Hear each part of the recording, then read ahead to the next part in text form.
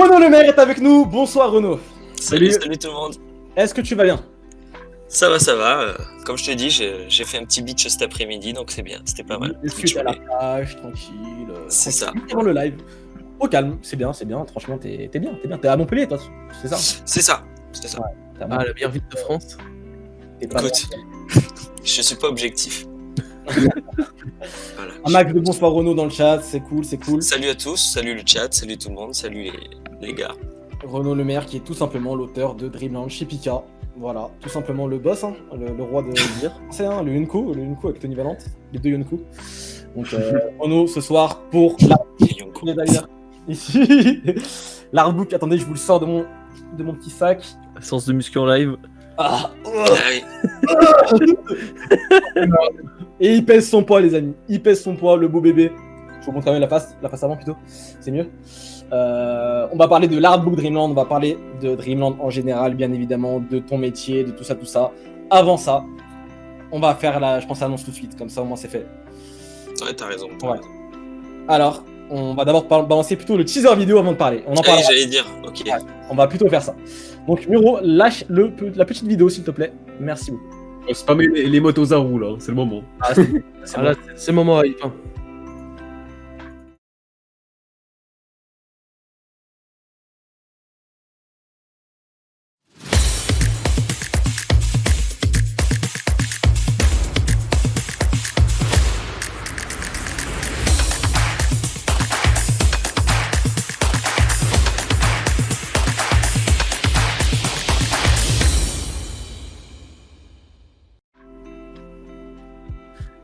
Lundi 19 octobre, c'est-à-dire demain, 21h, nous lançons officiellement notre deuxième émission sur Team Manga TV.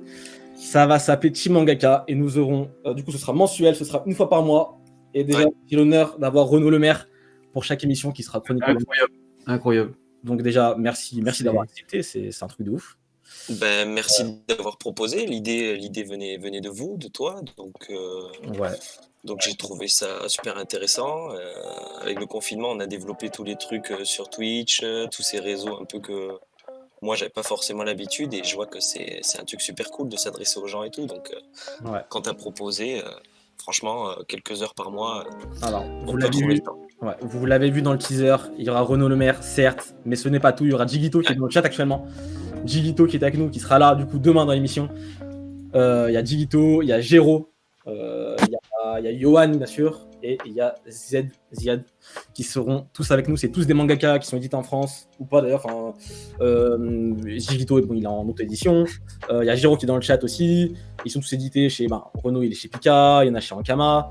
Donc c'est que des mangaka. C'est vraiment une émission par des artistes pour tout le monde. On va parler un peu de leur métier. Enfin, ils vont parler eux-mêmes de leur métier, de ce qui les fait kiffer.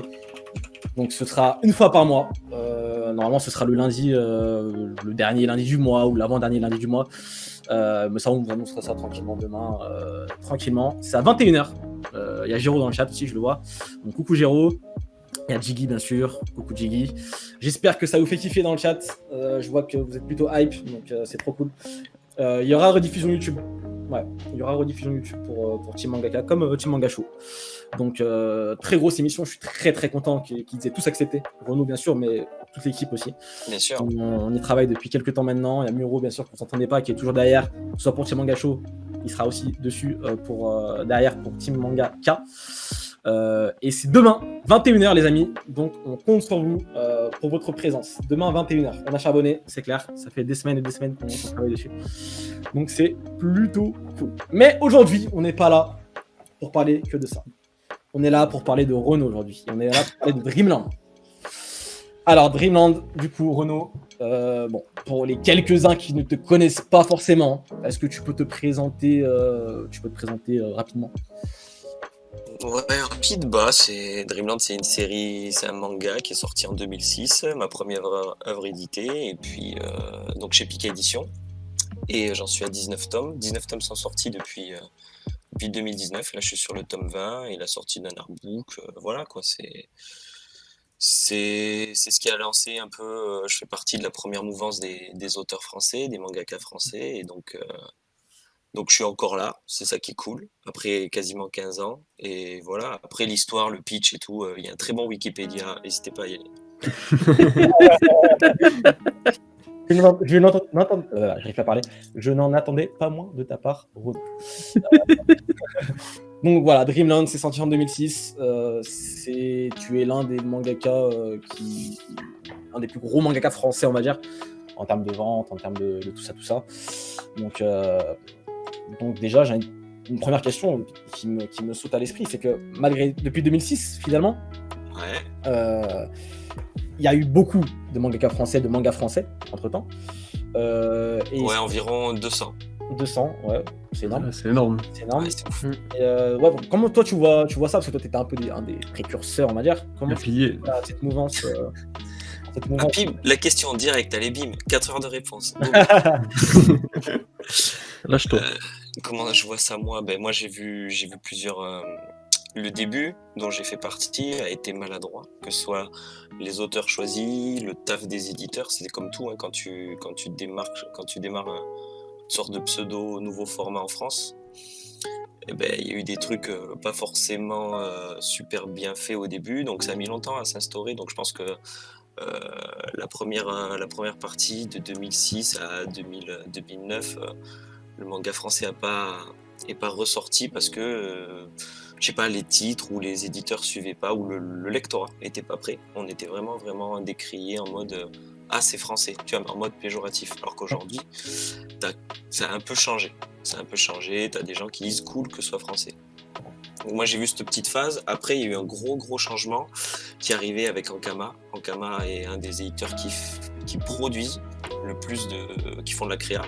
Parce qu'il faut savoir que Pika, Kana, Glénat, Kiun, tout ça, c'est avant tout des éditeurs, des acheteurs de licences Jap.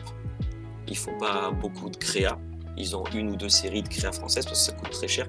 Je pense qu'on en reparlera. Tandis qu'Ankama, quand tu regardes Ankama, ils ont pas de série Jap. Ils font pas de la licence. Donc, avec le manga français, ils sont vraiment positionnés comme un vrai éditeur, comme pourrait être Delcourt, Soleil en franco-belge, tu vois. Donc, ils ont fait pas mal de créa. Et parmi ces titres qui en sont sortis, il y a eu plein d'auteurs qui venaient de la franco-belge, comme Guillaume, comme Tony et tout, qui avaient fait leurs armes avant, qui avaient déjà 10 ans de carrière, ces mecs, et donc qui ont relevé le level. Et donc vers 2010-2012, tout ça, tu as eu vraiment une nouvelle bouffée de nouveaux titres de qualité, qui a un peu donné les lettres de noblesse au manga français pour les lecteurs. Et puis depuis, ça commence à... Là, il y a une sorte de gros pic avant, vers 2015, tout le monde s'y essayait. Glénat a sorti plein de titres, tout le monde a sorti 3-4 titres à chaque fois, et c'est le truc débile, parce qu'en fait, comme on disait, ça coûte cher et c'est dur de faire la promo, surtout face au Jap. T'es éditeur, tu sors 1 ou 2 titres et tu t'y mets à fond, plutôt que d'en sortir 5-6 et d'espérer qu'il y en ait qu'un qui marche. Donc là, aujourd'hui, on est dans une phase où ils se tâtent un peu, ils signent 1 ou 2 séries, parce que justement, les 3-4 dernières années, ils sont lâchés, il n'y a pas eu beaucoup de succès, donc ils ont fait on va se calmer. C'est vrai que t'es un peu, pas un ovni, mais t'es un peu à part. Moi, je suis un survivor. Moi, j'ai survivor. En fait, ta longévité, elle est impressionnante, en fait, tu vois, dans le sens où, depuis 2006, en 2020, t'es encore là, tu sors ton artbook, bientôt ton tome en 2021. Ça fait quoi, 20 tomes maintenant? Bientôt 20 tomes. Donc, franchement, c'est incroyable. Et, par exemple, c'est quoi donc chez les éditeurs, pour toi, ils sont un peu réticents aujourd'hui, c'est ça, pour le niveau manga français ou Non, c'est qu'aujourd'hui, comme je te dis, les éditeurs, comme on les appelle, c'est plutôt des acheteurs de licences. Donc, c'est-à-dire des mecs qui vont lâcher. Alors, je sais pas, parce que j'ai pas les chiffres, parce que par exemple, une licence comme My Hero Academia ou One Punch Man, évidemment que le tome, tu dois le payer. Je dis une connerie, hein, mais dans les 10 000 euros le tome, tu vois, parce que... Mais en général, quand tu achètes une licence, au tome, ça coûte 3 000 euros, donc les éditeurs aujourd'hui... les éditeurs, c'est des acheteurs de licences en manga, tels qu'on les connaît, tandis que faire de la créa, payer un mec de A à Z pour qu'il fasse les planches, et après essayer de le vendre, et de pas avoir le... Tu vois, c'est facile d'acheter des licences Jap, tu sais qu'au Japon, la série, elle a 15 tomes d'avance et qu'elle marche. Là, en faisant de la création française, tu pars de zéro, tu mises sur un petit jeune qui va aller dans la cour des grands avec les Japonais, et donc tu pars de rien et tu mises beaucoup, tu prends énormément de risques et ça coûte 3-4 fois plus cher. Donc c'est un risque pour les éditeurs, ils le prennent tous, ça c'est cool. Mais voilà, ils peuvent pas en signer 36, c'est impossible. Une création, tu vois, normalement, quand tu payes un auteur comme moi, enfin à mes débuts ou maintenant, c'est tu lâches entre 10 000 et 15 000 euros pour le bouquin. Et c'est normal, il faut que le mec il mange. Et tu vois, lâcher 15 000 euros sur un tome que t'es même pas sûr de vendre à 1000 exemplaires, eh ben, les éditeurs, ils sont pas chauds, évidemment. Alors qu'à la différence, t'achètes 3 000 euros le tome 1 de je sais pas quelle série Jap qui est déjà faite et tout, ben, t'as moins de risques, tu vois. Donc c'est pour ça aussi qu'ils sont assez frileux. Ils sont pas frileux, c'est que l'économie fait que c'est bien plus chaud de faire de la créa. C'est bien plus cher de faire de la créa que d'acheter les licences, quoi qu'il arrive. C'est clair, c'est clair. Est-ce que, par exemple, toi, à l'époque où tu as commencé, c'est-à-dire en 2006, t'avais pas fait d'autres mangas avant, t'as commencé avec Dreamland directement? Ouais. Le manga premier succès. Enfin, Ouais, voilà, c'est c'est ma première série publiée. Après, j'avais fait plein de séries avant, hein, en amateur. Mais Oui, bien sûr. professionnellement, oui. Ouais, j'ai pas fait d'autres trucs avant. Comment s'est fait la connexion avec Pika, du coup? Les éditions Pika, comment ça s'est fait à l'époque? Bah, le truc classique, tu fais ton dossier, puis on était en 2006, il y avait quand même Internet, quand même, à l'époque encore. Enfin, ça allait déjà bien. Mais c'est qu'il n'y avait pas les réseaux sociaux, il n'y avait pas tout ça. Mais en fait, justement, tu envoies un mail aux éditeurs avec ton dossier, et puis voilà, c'est un peu la même démarche qu'aujourd'hui. En plus, comme moi, je venais pas du milieu éditorial ou du dessin, j'avais pas les mails, tu vois, j'ai pas de passe-droit. J'ai envoyé le mail sur les sites que tu voyais, il y a marqué contactez-nous, t'envoies le pauvre mail là-dedans. Et j'ai eu des retours de pas mal d'éditeurs. Et après, comme je suis quelqu'un qui marche vraiment au feeling et à l'instinct, celui qui m'a paru le plus cohérent ou le plus cool dans le discours, dans comment on allait travailler ensemble, c'était Pika. Donc voilà. Je l'ai fait un peu au culot à l'époque. Pika m'avait dit, bon ça l'histoire elle est connue par les fans, mais m'avait dit ton projet nous intéresse, mais il faudrait qu'on se voit et tout. Moi j'étais petit étudiant montpelliérain, je leur ai dit, j'ai fait vraiment le au culot en disant je suis jeune étudiant montpelliérain, franchement venir 20 minutes pour tchatchouiller à Paname et tout, j'ai pas les moyens, donc ça va pas le faire. Et en fait Pika m'a dit mais non, mais on te paie le billet et tout pour que tu viennes.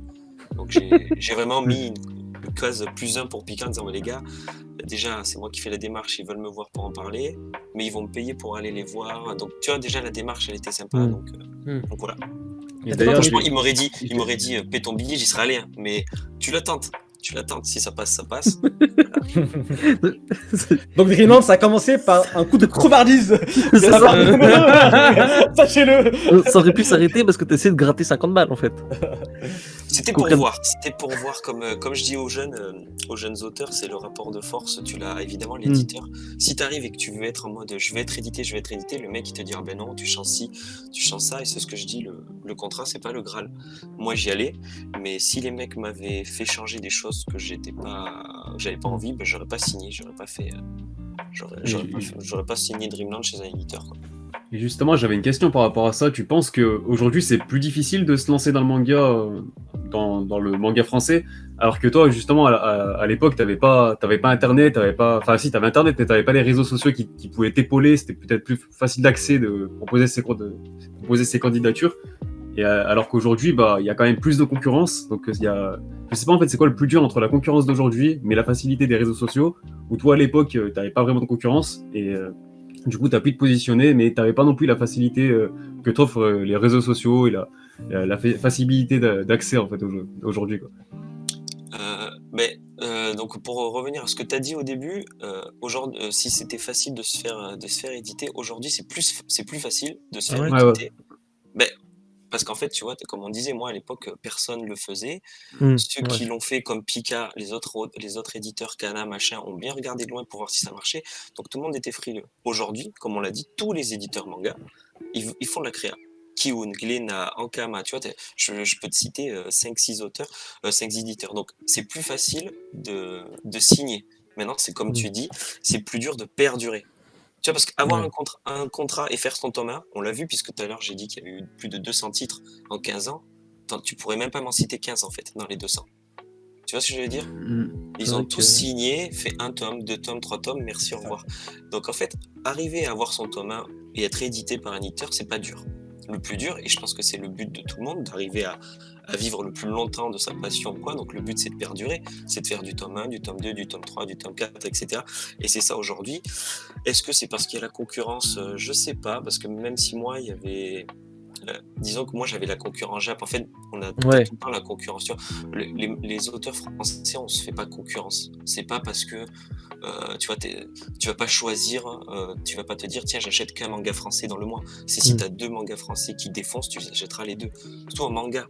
Un manga, ça coûte pas cher. On peut vraiment acheter, quand on regarde tous notre bibliothèque, que ce soit Jap ou français, t'as plus de 5, 6, 7 séries. Ouais, Tu ouais. vois. Donc la concurrence pour les mangas, on n'est pas en mode jeu vidéo où tu lâches un truc, tu lâches 80 boules, tu lâches 50 boules. Tu sais, un manga, ça vaut 7 euros, quoi. Donc tout le monde lit 2, 3, 4 séries en même temps. C'est juste que la concurrence, elle n'est pas entre nous, les auteurs et les titres, c'est que c'est dur d'exister dans la librairie, par exemple. Comme tu dis, s'il y a 100 titres par mois, et que toi, tu es un petit jeune français ou que l'éditeur n'a pas fait beaucoup d'exemplaires, tu seras déjà dans pas beaucoup de librairies. Donc, ça veut dire que le lecteur pourra même pas potentiellement t'avoir dans les mains. Donc, avant que le lecteur ait notre bouquin dans les mains, il y a toute une phase de ouf qui fait que moi, j'ai appris ça sur le tas et j'ai halluciné que tu dis, mais pour que ton bouquin arrive en librairie, c'est une bataille de ouf. Qui est plus facile quand tu t'appelles One Piece ou One Punch Man. Mais c'est sûr, quand tu t'appelles Dreamland au début ou Lil Berry maintenant et tout, t'es tiré à pas beaucoup d'exemplaires. Donc c'est plus ça qui est dur. C'est pas forcément la concurrence des réseaux sociaux et tout. Après, je suis pas de cette génération. Est-ce que les réseaux sociaux ont un impact? Je pense que oui. Je conseillerais à n'importe quel jeune auteur de se lancer sur les réseaux sociaux. Comme moi, j'ai marché avant. Tu vois, mes réseaux sociaux servent juste à... C'est trop bien, je troll, je rigole, je déconne avec les gens. J'ai aucun stress du like parce que je m'en fous. Je m'en fous du follow, puisque Dreamland se vendait avant les réseaux sociaux, j'avais ma communauté, donc en fait, quand tu regardes, j'ai pas beaucoup de follow sur mes réseaux sociaux comparé à tous les tomes que je vends, tu vois. Donc moi, je m'en sers vraiment pour ce que c'est, les réseaux sociaux, c'est-à-dire parler direct avec les gens. C'est pas ma com et je ne dépends pas d'eux. Et ça, c'est cool. Ouais, ça, c'est un luxe que C'est un luxe. pas grand monde peut avoir. Hein. Exactement. C'est sûr que. Mais Justement, désolé Xela, j'allais te demander, est-ce que tu penses que via justement les réseaux sociaux, Twitter, Facebook, Instagram, YouTube, est-ce que tu penses que quelqu'un peut arriver, un auteur peut arriver à s'auto-éditer en ligne grâce à ces réseaux et en vivre aujourd'hui? L'auto-édition, c'est bien justement si tu as une communauté en fait. C'est cool avec tous les outils, toutes les plateformes qui permettent d'éditer, de fabriquer ton bouquin et de demander de l'aide aux gens, c'est cool. On le voit, on a plein de petits ulules d'auteurs qui sortent leur manga, qui demandent 3 000, 5 000 euros. Mais en fait, oui, tu l'as tiré à 2 000 exemplaires et encore. Et aujourd'hui, ceux qui sont sortis du cursus éditorial où c'est un peu la baisse niveau pourcentage, c'est ceux qui avaient déjà une communauté. Donc les gros succès d'auto-édition, c'est les Maliki, c'est les Laurel en franco-belge et tout. Je pense que l'auto-édition, ça marche si tu as déjà une communauté. Tu vois, un like, c'est pas un achat. En fait. Donc c'est pas parce que tu as 30 000 likes que tu vas faire 30 000 lecteurs. Par contre, si tu as toute ta base, comme par exemple le youtubeur Le Rire Jaune, 4 millions d'abonnés, le jour où il sort Kiei, 400 000 ventes. Il explose tout. Mais quand tu regardes, c'est 10% de sa communauté en fait. Mais parce que le mec, il avait une communauté de ouf. Et que c'est tout son taf depuis des années de ce qu'il a fait sur YouTube qui a fait que le manga, c'est un goodies, c'est un produit dérivé qui touchera une partie de gens. Donc en fait, c'est ça. Faut faire attention, faut pas croire que parce que c'est facile de pouvoir éditer son bouquin, comme je disais, le but c'est d'en vivre et le plus longtemps possible. Moi, les gens que je connais qui se lancent dans l'auto-édition, tu deviens éditeur, imprimeur, diffuseur, tu sais, tu fais tout en fait. Donc en fait, tout faire, tu produis moins. Et on le voit avec Irene, par exemple, où on pourrait dire que c'est un succès, Irene, l'auteur de Chronotix Express. Au bout de son 3e, elle a eu plus de... Moi, je pense que je dirais une connerie. Si dans le chat, il y a des gens qui ont le Ulule d'Irene, mais en fait, là, elle fait un tome tous les 2 ans, parce qu'elle doit tout faire, la meuf. Donc ouais, moi j'ai plus ce recul d'avoir vu que je pense l'auto-édition, clairement, si tu as une communauté, oui, pourquoi tu passerais par un éditeur en fait? Si tu sais que tu as des milliers de gens qui vont te donner l'argent à toi direct, ben oui, vas-y, va vers les réseaux sociaux, va avec les crowdfunding, parce que si tu passes par un éditeur, t'es le dernier à toucher les pourcentages. Mais après, je te cache pas, en tant qu'auteur, franchement, je connais tous les auteurs envoient d'abord leur dossier, parce qu'en fait, évidemment, tu gagnes moins en pourcentage, au moins tu fais que dessiner. Tu sais que moi, Pika, c'est un gros éditeur, l'artbook, il est dispo partout, il est diffusé partout, j'ai même pas à savoir qui l'a eu, tu vois ce que je veux dire. Donc c'est un luxe de fou. Moi, j'ai qu'à dessiner, et je sais que mon bouquin pourrait être potentiellement dans les mains de plein de lecteurs. C'est vrai. Et aussi, au-delà de ça, c'est aussi la qualité de l'édition, parce que Ouais, l'artbook, c'est ça. franchement, tout seul, pour le Fais faire, pas ça. c'est Ça compliqué. existe Non, pas. c'est sûr. Bon, l'artbook, c'est exceptionnel aussi, tu vois. Oui. Oui, voilà, ça Ah, reste ouais, un... ouais. ça. Mais oui, c'est clair, c'est un coup de pouce d'avoir un éditeur, j'en suis conscient. Et d'ailleurs, tu nous as pas dit, mais on t'a même pas posé la question, mais tu disais que tu étais étudiant. T'as fait quoi comme étude? C'est en rapport avec l'art déjà, ou le dessin, ou pas du tout? J'ai arrêté au CE1, mais donc je dis étudiant histoire que ça passe bien, tu vois. Mais non, ouais, j'ai un bac STT, comptabilité et gestion. Ça se dit plus STT en plus. Ça se sent dans Dreamland.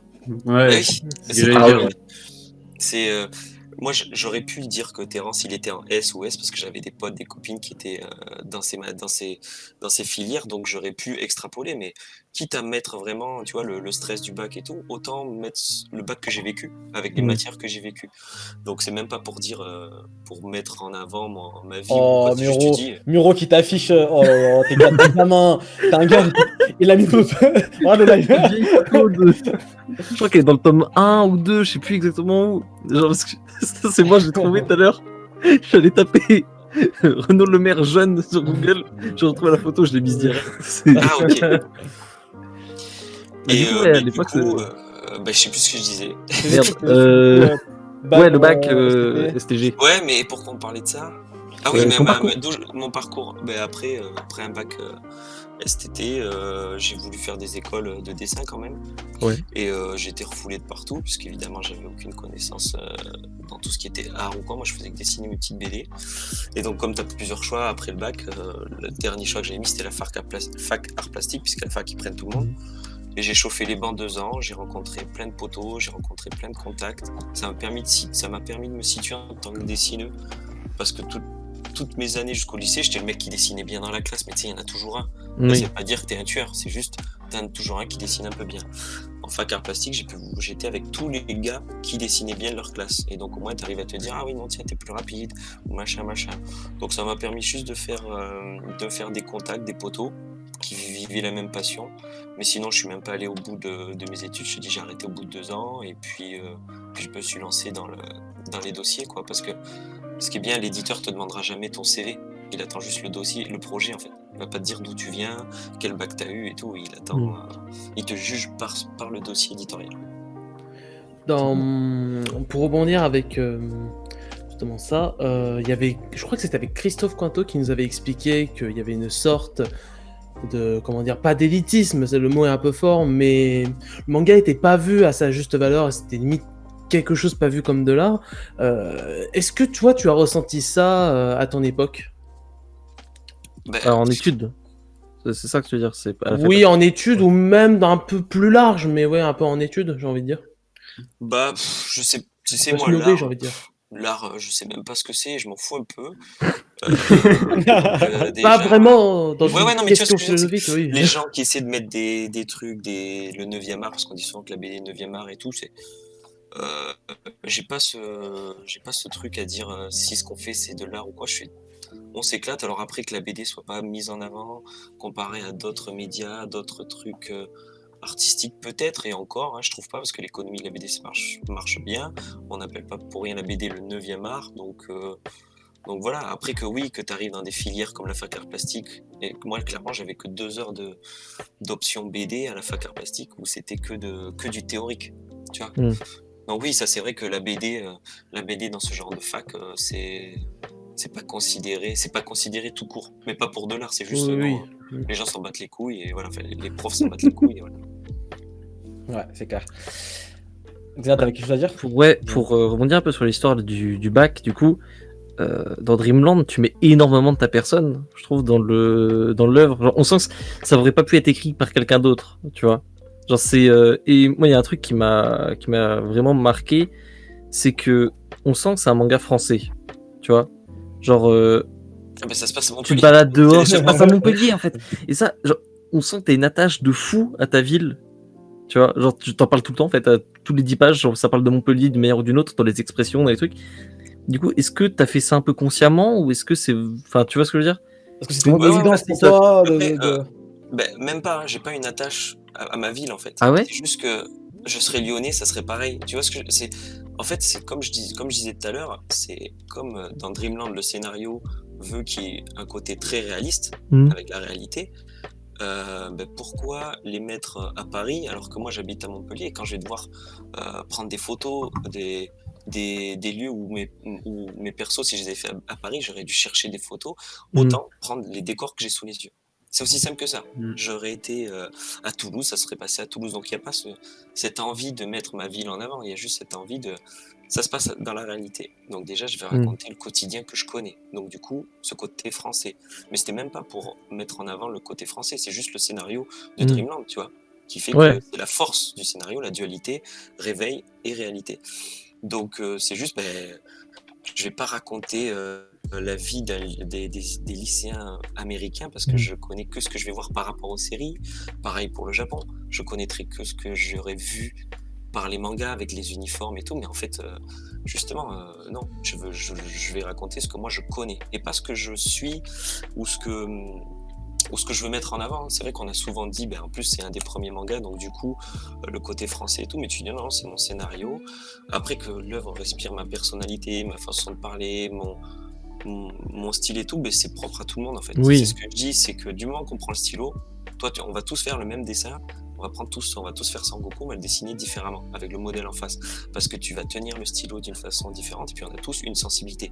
Dès que tu as 3-4 ans, tu as une sensibilité, c'est aussi simple que ça. Chaque être humain a une façon de faire, c'est pour ça que moi, mon artiste, machin, moi, mon boulanger, c'est un artiste à ce moment-là, tu vois. Le mec qui fait son pain.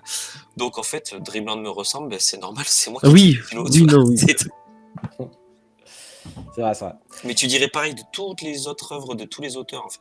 Tu vois, sauf après quand c'est des commandes et tout, mais quand c'est l'œuvre du mec où tu sais que quand je dis auteur, le mec il est derrière, c'est-à-dire il fait le scénar et il fait son histoire. Voilà. Après, peut-être que oui, t'as raison, moi ça transpire vachement parce que j'ai une liberté de ouf. Ça, c'est vrai que des fois, tu peux avoir envie de faire ce que tu as envie et l'éditeur il te met des stops, il te dit non, ça.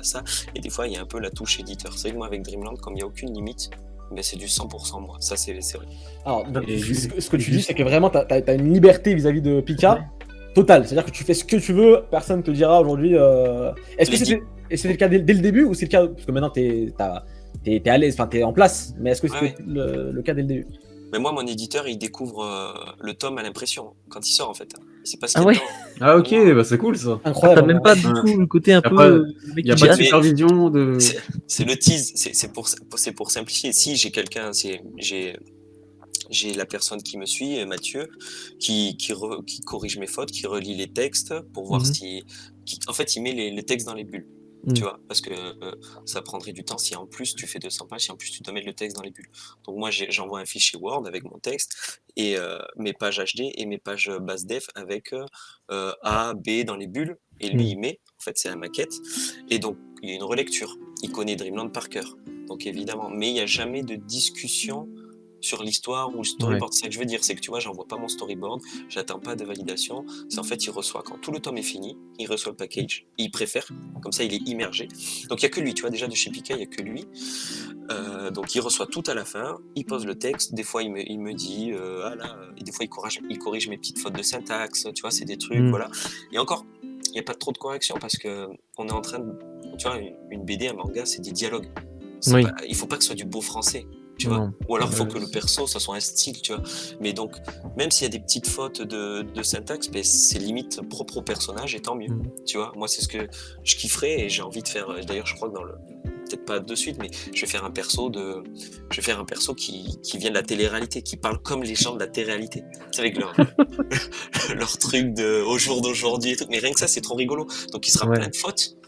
Quelqu'un qui va te le corriger va dire mais non mais il faut pas laisser passer ça, et tu te dis mais si en fait parce qu'on est dans une BD, on n'est pas dans un Becherel qu'on va filer aux lycéens, tu vois.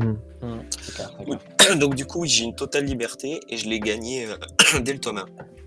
Et du coup moi J'avais une question, c'est que je sais que tu as redessiné les couvertures de tes 5 premiers tomes, il me semble.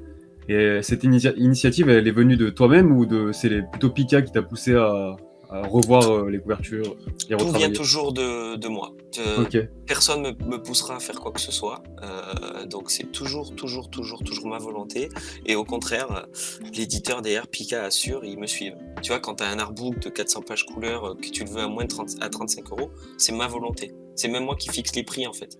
Et donc du coup, l'éditeur ils font OK, bon ben on va essayer de suivre. Tu vois, quand tu as un tome 15 de 350 pages de 350 pages, où il y a 44 pages couleur dans le tome 15, je leur avais annoncé bien en amont pour qu'ils fassent des devis, mais je leur avais dit par contre il faut qu'ils soient à moins de 10 €. Donc il se fait ah ouais, mais ok on va essayer parce qu'à chaque fois moi derrière j'abats le taf et ils ont conscience qu'ils ont la chance d'un auteur qui est je suis pas un frileux des pages, tu vois. Plus on m'en donne, plus j'en fais. Ça serait normal qu'un auteur dise non, j'ai pas envie de faire 20 pages de plus, on est à 160, voilà. Moi c'est plus tu vas m'en laisser, plus je vais en faire. Donc eux dans leur tête ils se disent on serait débile de le couper en fait. Tu vois, puisque c'est lui qui demande d'en faire. Mais vas-y, lâche-toi. Après, évidemment, il y a ce côté où j'ai ma communauté et que maintenant ils sont rentables depuis un moment. Mais même, c'est pas lié qu'à la rentabilité avec Pika. J'ai vraiment, parce que je peux dire que ça, il faut le souligner.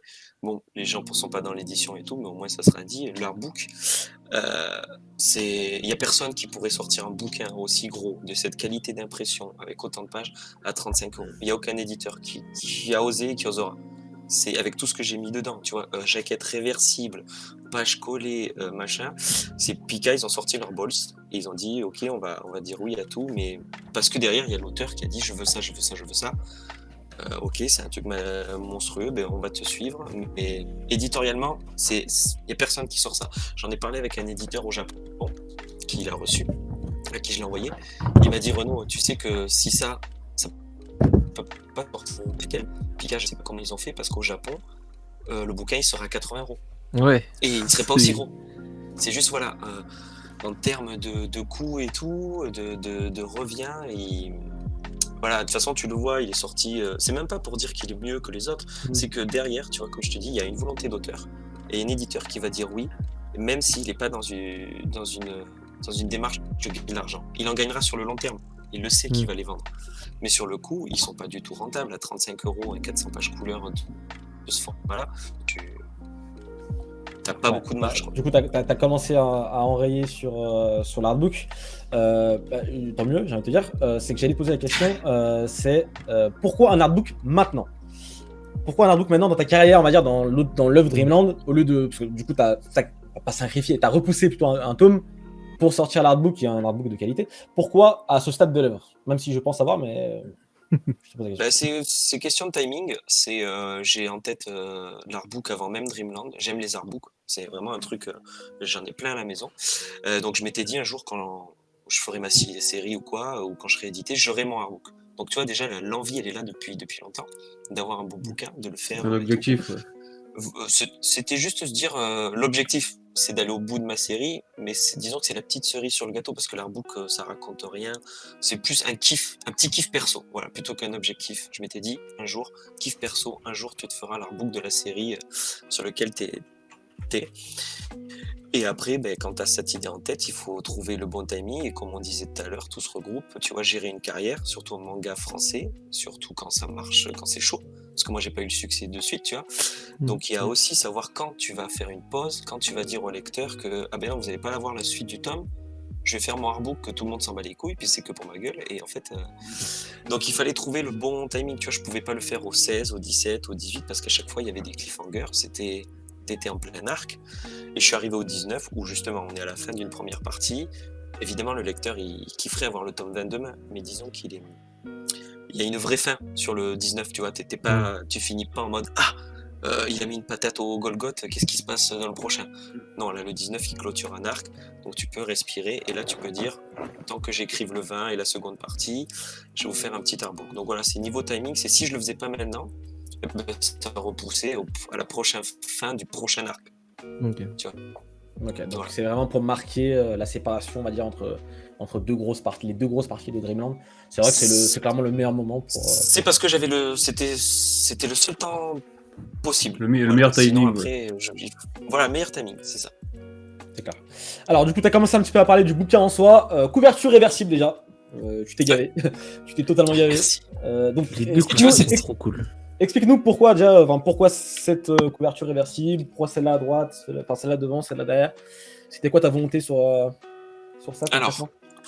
moi, je suis quelqu'un, quand je vois des trucs et qu'on me dit mais c'est possible, en fait, je le veux et c'est acquis. Et c'est...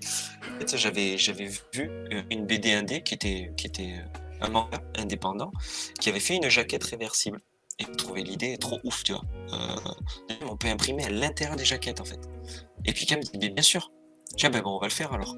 Et si tu regardes, je fais ça depuis le tome 18. Tome 18, jaquette réversible. Tome 19, jaquette réversible. Il y aura des jaquettes réversibles sur tous les tomes, à partir du 18. Comme ça, c'est...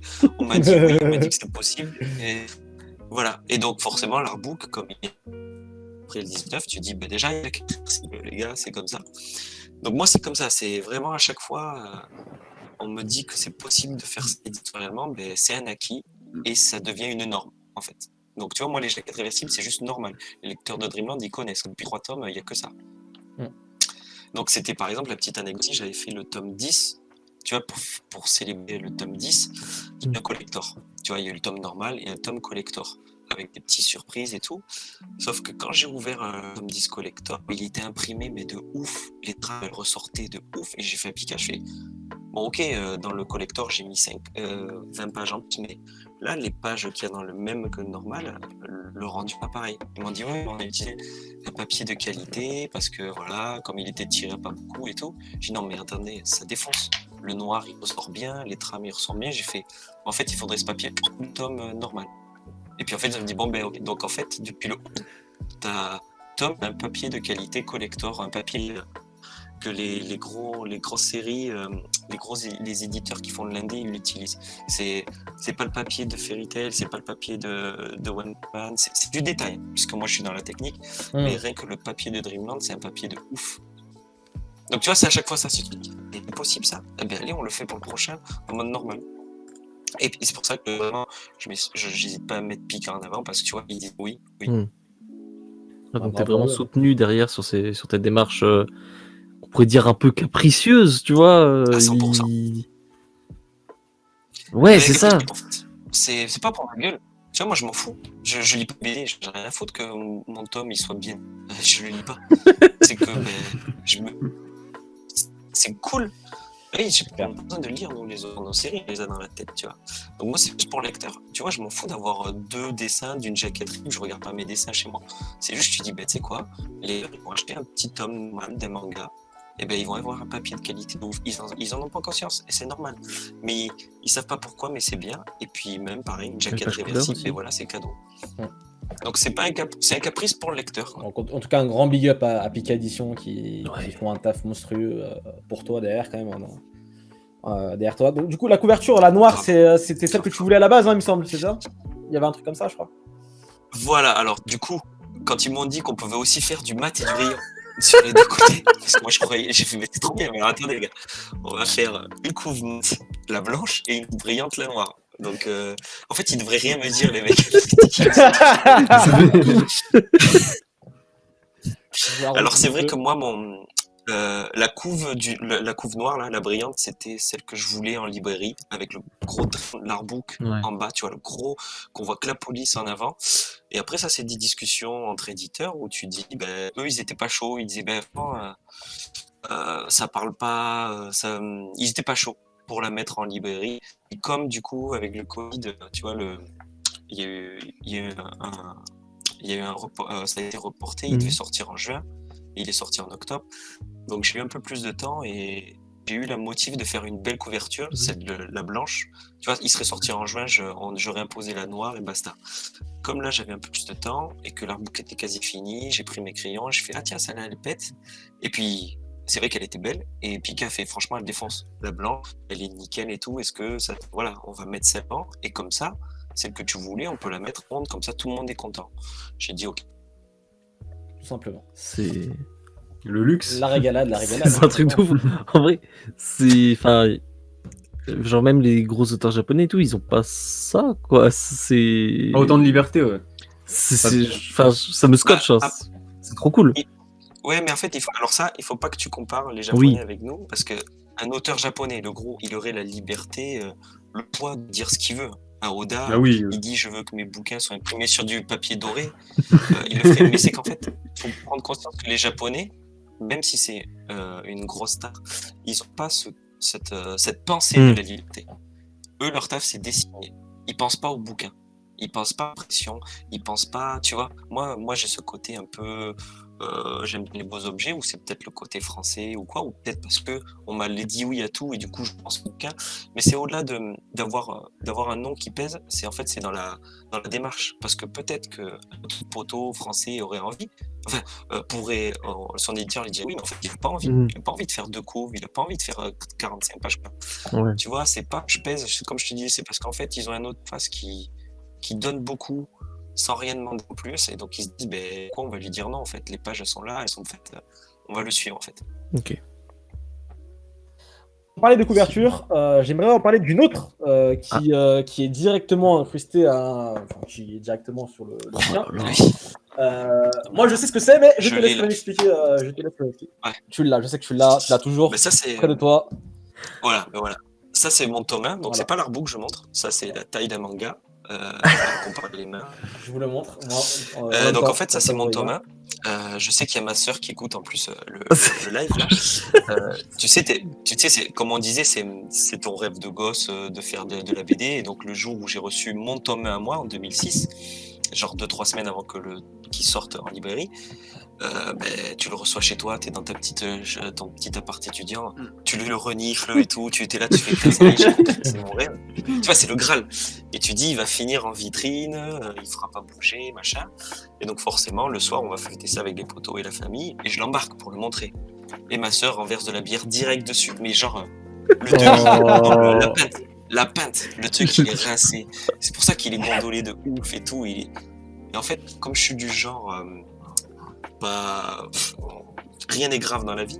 Donc du coup, on a fait tu sais quoi, ça sera pas celui que je vais encadrer en vitrine, ça sera le tome pouilleux qui me suivra partout. Il va être défoncé et c'est ce qui le rendra beau en fait. Le tome 0. Donc du coup, je l'ai embarqué partout. Et il me servait moi quand je dédicace, comme les tomes sont dans le sens Jap, quand je dédicace, je sais pas si on voit, tu vois, je fais dans ce sens, donc il me sert d'appui.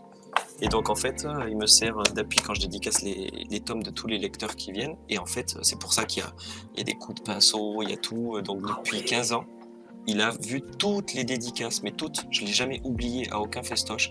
Il a vu toutes les dédicaces de tous les lecteurs depuis 15 ans. Donc du coup, c'est devenu un peu... les lecteurs, c'est le Graal, tu vois. Il défonce parce qu'il est bien plus épais, tu vois, ça devient une relique. Et donc du coup, les lecteurs ils le touchent et tout, et je le laisse feuilleter, machin, ça y a pas de souci. J'ai pas ce côté vraiment, faut pas le toucher. Au contraire, plus il est défoncé, plus il a de la gueule. L'anecdote est incroyable. Quand est venue l'idée de faire un dessin pour la couverture cartonnée de l'artbook, tu vois, t'avais déjà 2 couves réversibles avec 2 dessins. T'en as un 3e, ça devient redondant, c'est bon. Et donc on a eu l'idée de se dire, tu sais quoi, si on scannait ton vrai tome 1 et qu'on le mettait en couve comme ça, les vrais lecteurs, ils ont leur tome 1 chez eux en mode bien scanné de ouf et tout. Donc même l'idée, elle est cool, ça défonce. Je suis très content. Franchement, c'est top. C'est trop cool. L'idée est trop bien en fait. Et ouais, c'est vraiment... j'ai dû l'envoyer à Pika, du coup, mon bouquin, en mode UPS, livreur chez toi et tout, genre avec l'assurance et tout. Parce que il fallait qu'il le scanne bien, tu vois. C'était pas avec mon pauvre scanner, il fallait que ce soit de la photogravure pour que justement sur ton artbook, ça ressorte nickel, tous les coups de pinceau, les coups de cutter, les trucs. Mais c'est que le mec qui connaît pas l'histoire, il va enlever sa jaquette, il s'est lâché le mec, c'est un peu pourri, toutes ces tâches. Oh, y a un petit côté, ça montre le chemin parcouru, tu vois. En plus de 15 ans, ça montre l'expérience aussi. Franchement, c'est bien trouvé comme idée. Merci. Non, c'est clair. Donc, on va ouvrir l'artbook tranquillement. Bon, la première page, c'est un peu une page blanche pour la dédicace. Moi, j'ai la chance d'avoir ma petite dédicace by Renaud Le Maire, bien évidemment. On va... même en plein écran. On va le montrer un peu plus. On va le montrer mieux. Comme ça. Donc, j'ai enlevé la couverture pour vous montrer. C'est là. mieux. Comme ça, je suis tranquille. Donc... Et encore, la première page, c'est la carte. Ouais, qui y a la est en carte. mode bien qu'au... Voilà. La carte. Ça, c'était une volonté, ouais. Ouais. Franchement, propre. la deuxième page du coup pour les dédicaces quand vous reviendrez dans les conventions, etc. Exactement. Donc quand on aura terminé toutes ces bêtises de Covid-19. Et un sommaire du coup, directement. Donc tout est bien numéroté, voilà, telle page, vous savez qu'il y a ça, saison 1, c'est découpé en 5 saisons du coup. Avec un petit mot, mais ça je vous laisserai découvrir tranquillement. Oui, sûr, je suis pas là pour vous lire tout l'artbook. Mais sinon, jusqu'à demain. Alors, du coup, cet artbook, tu le conseillerais. Est-ce que tu le conseillerais à des gens qui n'ont pas lu Dreamland? Parce que bon, il n'y a pas tout le monde qui a lu Dreamland forcément. Voilà, je n'ai pas lu Dreamland, j'arrive à la Fnac ou n'importe quelle librairie spécialisée manga. Je vois cet artbook, ça me plaît. Est-ce que je peux le prendre et kiffer? Carrément, il a été fait pour les fans. Donc il y a plein de petites anecdotes, plein de petits trucs un peu exclusifs. Donc le mec qui connaît les 19 tomes, il va même être surpris de certaines infos. Donc il a été fait, il y a des infos pour les fans. Mais après, je l'ai fait de façon chronologique, justement, et assez récapitulative pour que celui qui s'est toujours tâté, qui a toujours entendu parler de Dreamland, eh ben, se dise pourquoi pas commencer là, et peut-être qu'en lisant, en bouffant tous ces persos, en bouffant tout l'univers, ça va me donner envie d'aller vers le tome 1. Et il a été aussi fait pour les darons, pour les gens qui justement passent un bel objet, qui sont réfractaires au manga, le format, le noir et blanc et tout, où tu vois clairement c'est le truc que tu vas. T'es fan de Dreamland, t'as envie d'en parler avec ton daron, mais il s'en bat les couilles des mangas. Tu lui montres l'artbook, il va le lire parce que l'objet il est juste ouf, et tu vas pouvoir parler de Dreamland avec ton daron. Donc c'était fait pour tout le monde, tout le monde. Tu vois, moi c'était ça, j'ai mon beau-père, donc le père de ma femme, qui il est bercé Dreamland parce que il connaît notre vie, mais il n'a pas lu et il n'arrive pas avec le format noir et blanc, mais par contre l'artbook il l'attendait de ouf. Il va se le taper, tu vois. Donc c'est ça, c'est vraiment pour tout le monde, clairement. Ouais. C'est quoi les mensurations du bébé là? Combien de kilos? C'est quoi la taille? 2 kg 200. Oh, là, ouais. Si vous voulez le faire dédicacer en convention, Ah, putain, mais c'est chaud. prenez un bon sac, hein, parce que... Mais c'est ça, là je suis allé faire un beach avec ma soeur et mon beau-frère, j'en ai pris 2 pour eux, j'avais 4 kilos dans le sac, je fais ouais, c'est trop ouf. Franchement, on se rend pas compte à la caméra, mais quand on l'a devant nous, Oui. je peux vous assurer. Parce que quand je l'ai vu la dernière fois, j'étais à chrono d'ailleurs, t'as bien vu ma tête, j'ai fait oh. Le truc c'est, il fait vraiment un poids et une taille vraiment. C'est énorme le truc. Et moi, ce qui me choque de ouf, c'est le prix. 35 euros. 35 euros pour combien de pages? 380, un truc comme ça? Ouais, 384 pages. Ouais. 384, 35 euros. En couleur, enfin c'est du grand Tout en format. couleur. Papier glacé, Format bien plus gros. C'est ouais. vraiment de l'artbook quoi, alors que normalement, enfin les artbooks, genre bah, pour reprendre l'exemple de chez Pika, tu vois, genre il y a les artbooks de Fairy Tail qui sont à peu près dans le même format. Bon, ils font une centaine de pages à tout casser, ils sont à 15 balles. Tu vois, genre c'est...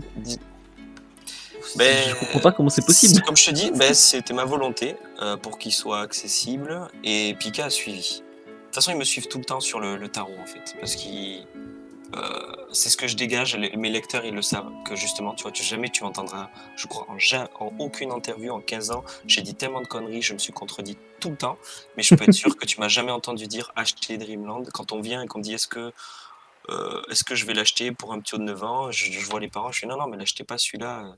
Il va pas prendre de plaisir, il est trop jeune, allez acheter celui du pote et tout. Puis en fait, ils font, mais vous êtes un ouf, vous vendez pas votre bouquin. Je dis non, mais il y a ça dedans. Et puis en fait, les parents, ils l'achètent pour eux. Donc moi, je suis pas en mode auto-promo. Je laisse faire les gens autour, en fait. Et quand tu es sincère et que tu sais que tu vas donner, les gens après, moi, j'ai une communauté de fous, mais de fous, tu vois, qui me portent, mais qui fait que j'en suis là grâce à eux, tu vois. Les gens, ils parlent, ils respirent Dreamland, c'est un truc de ouf. C'est clair que t'as une place. Il y a que de la bienveillance. Ouais, que de la bienveillance. C'est la seule queue où, tu vois, il y a de la queue. Quand je fais les dédicaces, les gens, ils se laissent passer devant. T'as des mecs qui voient des petites nénettes pressées parce qu'elles ont un train, mais vas-y, passe. Tout le monde est détendu parce que tout le monde sait qu'ils auront leur dessin à la fin. Parce que même si on nous met dehors, on finira les dédicaces dans un bar ou quelque part. Donc en fait, je vois que tout ce que moi qui font mes valeurs d'humain, un point barre, je suis pas plus qu'un autre, c'est juste tu dis ce que tu peux donner, autant le donner. Ça me coûte rien de dessiner en fait, tu vois. Je vais pas te donner 20 € comme ça, y a pas de problème. Mais je peux te donner 15 dessins, ça me coûte pas. Donc voilà, comme c'est mon art, j'ai décidé d'être généreux parce que je peux l'assumer en fait. Voilà. tu peux l'assumer et Pika peut l'assumer. Et ça, c'est quand même, Exact. Oui, encore une c'est fois un gros big up. C'est bien, parce que je me dis comment, franchement, c'est Il assume bien aussi. Vraiment, on me paye pas pour dire ça, hein, mais pour moi, c'est impossible pour 35 € de sortir un bouquin aussi volumineux, aussi riche, aussi généreux. Comme tu l'as dit, c'est le mot, c'est généreux. Parce que voilà, j'ouvre une page, n'importe laquelle, voilà, tu décris un petit peu tous les personnages, voilà, la Lydia, la régalade, j'aime dire, la régalade, mais tous les personnages, l'histoire, il y a quoi d'autre? Il y a tous les petits détails de l'univers, tout est décrit là-dedans en fait. Mais dis-toi qu'ils ont dit oui sans connaître ce qu'il y avait dedans. Ils l'ont découvert à l'impression aussi. Voilà. Oh, mais ça, c'est un peu fou, ça. Ah non, ça je te jure que c'est vrai. C'est trop. Il y a C'est- des pressions chez Pika à cause de toi, en fait. Mais en fait, c'est toi le patron de Pika, toi. En fait. Oula, je vous une page. Un petit truc, 35 balles, on peut. Ils les ont reçus à méga truc. Parce que j'avais dit que je ferais un truc de ouf, mais comme c'était une façon de travailler différente, l'artbook d'un tome, et ben en fait, il y avait qu'une éditrice qu'ils ont chargé de travailler avec moi, une éditrice freelance, Joséphine. Donc c'est l'artbook, c'est moi et elle et moi. Et sinon, tout Pika savait pas. Et justement, parce que comme ça demandait du temps, eux, ils avaient d'autres séries à faire. On laisse l'artbook entre les mains de Renaud et Joséphine. Et en fait, ils l'ont reçu en même temps, une semaine avant que tu l'aies, quand on s'est vu dans les locaux. Et la boss, où tout le monde, ils m'ont dit, mais qu'est-ce que tu nous as fait là? Parce qu'ils avaient dit OK pour le 384 pages, mais ils pensaient que j'allais filer plein d'anciens dessins et tout. Et en fait, moi, ma boss, elle m'a appelé. Elle m'a appelé et elle m'a dit, Renaud, j'avais pas conscience que c'est quoi que t'as fait en fait, c'est quoi ce travail de malade. Donc tu vois, même les gens de chez Pika ne savaient pas ce qu'il y avait dedans. Et donc le prix avait déjà été défini avant. Parce que s'ils avaient vu, ils se seraient dit mais ça va marcher de ouf, les gens ils s'attendent pas à la générosité, à toutes les couleurs, donc évidemment. Mais même ça, ils m'ont fait confiance. Parce que comme je te dis, il y a quand même 15 ans d'historique, et ils savent que si je dis que je vais donner, c'est que je vais donner en fait. Et c'est vrai qu'on n'a pas dit, mais il faut, je sais pas si vous vous rendez compte les amis, mais quasiment toutes les illustrations sont inédites ou refaites en fait. C'est ça. En fait, C'est ça. il a pas juste repris des illustrations qui dataient depuis Mais 10 ans. il y a 800 illustrations à peu près. Est-ce que rendez-vous compte, mais c'est insane. C'est un truc de insane. malade. C'est insane. Mais il y a une question qui me vient derrière. C'est donc tu as fait 800 illustrations inédites. Excusez-nous du peu. Ça t'a pris combien de temps? Écoute, j'ai commencé en août 2019 l'artbook et je l'ai fini en avril 2020. Je crois que j'avais compté, ça fait 8 mois. Et à côté, tu t'as fait toujours sur le tome 20 de Dreamland ou non, là, c'était non, artbook. Là, je suis pas surhomme. Donc, Ouais, non, parce que je te revois, c'est beaucoup quand même. non, Mais c'était même là, ça fait un rythme quand même oui. intense, quoi. Oui. T'es une machine. Je travaille beaucoup, mais comme d'autres, hein, c'est juste que non, je sais pas, parce que j'ai pas l'impression de forcer, j'ai pas l'impression de le subir. C'est juste que quand je m'impose un truc, j'essaie d'aller au bout et encore plus au-delà en fait. D'ailleurs, à voir par rapport justement à d'autres, est-ce que tu es quelqu'un qui est en mode je me fixe des horaires pour pas abuser et profiter d'autres choses, etc. Ou est-ce que tu es en mode tant que j'ai pas fini, je vais bosser le samedi, dimanche, la nuit, etc. C'est ça, c'est plus ça. J'essaie un peu maintenant de calibrer parce que j'ai une vie de famille, mais en fait, s'il y avait 30 heures dans la journée, je travaillerais les 30 heures. En fait, j'ai pas besoin de vacances, j'en veux pas. Les seules vacances que je prends, c'est pour mon entourage, pour ma famille, parce que pour qu'ils m'aient 100% à eux pendant une semaine, tu vois. Mais sinon, en fait, comme je disais, moi je suis habité par mon truc, je suis motivé, j'ai ma ligne d'arrivée parce que je sais où je vais. Donc en fait, quand je vais au lit, je dors pas beaucoup, mais quand je vais au lit, c'est le trou noir, c'est mon corps il se repose et dès que je me relève, je taffe direct en fait. Donc je suis pas structuré, je suis pas très discipliné sur les horaires. C'est pas ma façon de faire en fait. J'ai essayé plein de fois. Il y a des potes qui le font. Tony le fait et il cadre bien. Tony Valente le fait bien. En fait, voilà, faut faire des trucs qui nous ressemblent en fait. Hein. Tu vois ce qu'on disait pareil, la sensibilité. Moi, me caler des horaires, ça me va pas. Mais c'est vrai qu'après, du coup, de pas se caler d'horaire, ça déborde sur ta life. Tu fais que ça tout le temps. Donc du coup, t'as pas vraiment de journée type où là tu te dis ok, je vais faire ça ou. Si, c'était souvent. Donc avant, c'était souvent 9h, 20h non-stop. Je mangeais pas à midi, ça faisait perdre trop de temps. Et puis après, je faisais la petite pause à 20h avec la famille, ma femme qui rentre du boulot, donc tu tchatchoues, tu fais à manger et tout. Et puis quand tout le monde est au lit, à 22-23h, tu taffes jusqu'à 4h. Donc c'était ça, 9h, 21h. 23h, 4h du mat. C'est un rythme japonais, quasiment. Ouais, c'est ça. Mais, alors, on n'est pas japonais, mais on a choisi le format japonais. Et à un moment, Ouais. au bout d'un moment, si la franco-belge, c'est du 48 pages à l'année, et que toi, tu fais du 200 pages tous les 7 mois, et il n'y a pas de secret, il va falloir taffer beaucoup plus. C'est aussi simple que ça. Tu peux, hein, moi je peux travailler que 5 heures par jour, mais à ce moment-là, il ne faudra pas que je pleure si les gens râlent qu'il y a un tome tous les 3 ans et que les ventes elles dégringolent. Tu vois ce que je veux dire? C'est souvent Ouais, le c'est problème sûr. d'ailleurs. On l'a choisi le format. Le format manga, c'est très très dur en étant français, mais personne nous a mis le couteau sur la gorge. Donc on l'a choisi, c'est un pur kiff et on l'assume. En fait, on se rend pas compte, nous, en tant que lecteurs, forcément. Nous, on a notre tome de Dreamland, voilà, on le lit et basta. Et en fait, se dire qu'en fait, bah, toi, Dreamland, c'est vraiment toute ta vie, en fait. Parce que tu manges Dreamland, tu te réveilles Ah oui. Dreamland, tu dors Dreamland. Et ça, on se rend pas forcément compte. Et quand tu le dis, c'est quand même ouf de se dire que ça prend autant de place dans la vie d'un homme. Et je voulais dire quelque chose et j'ai oublié du coup. J'avais une question qui devait enchaîner.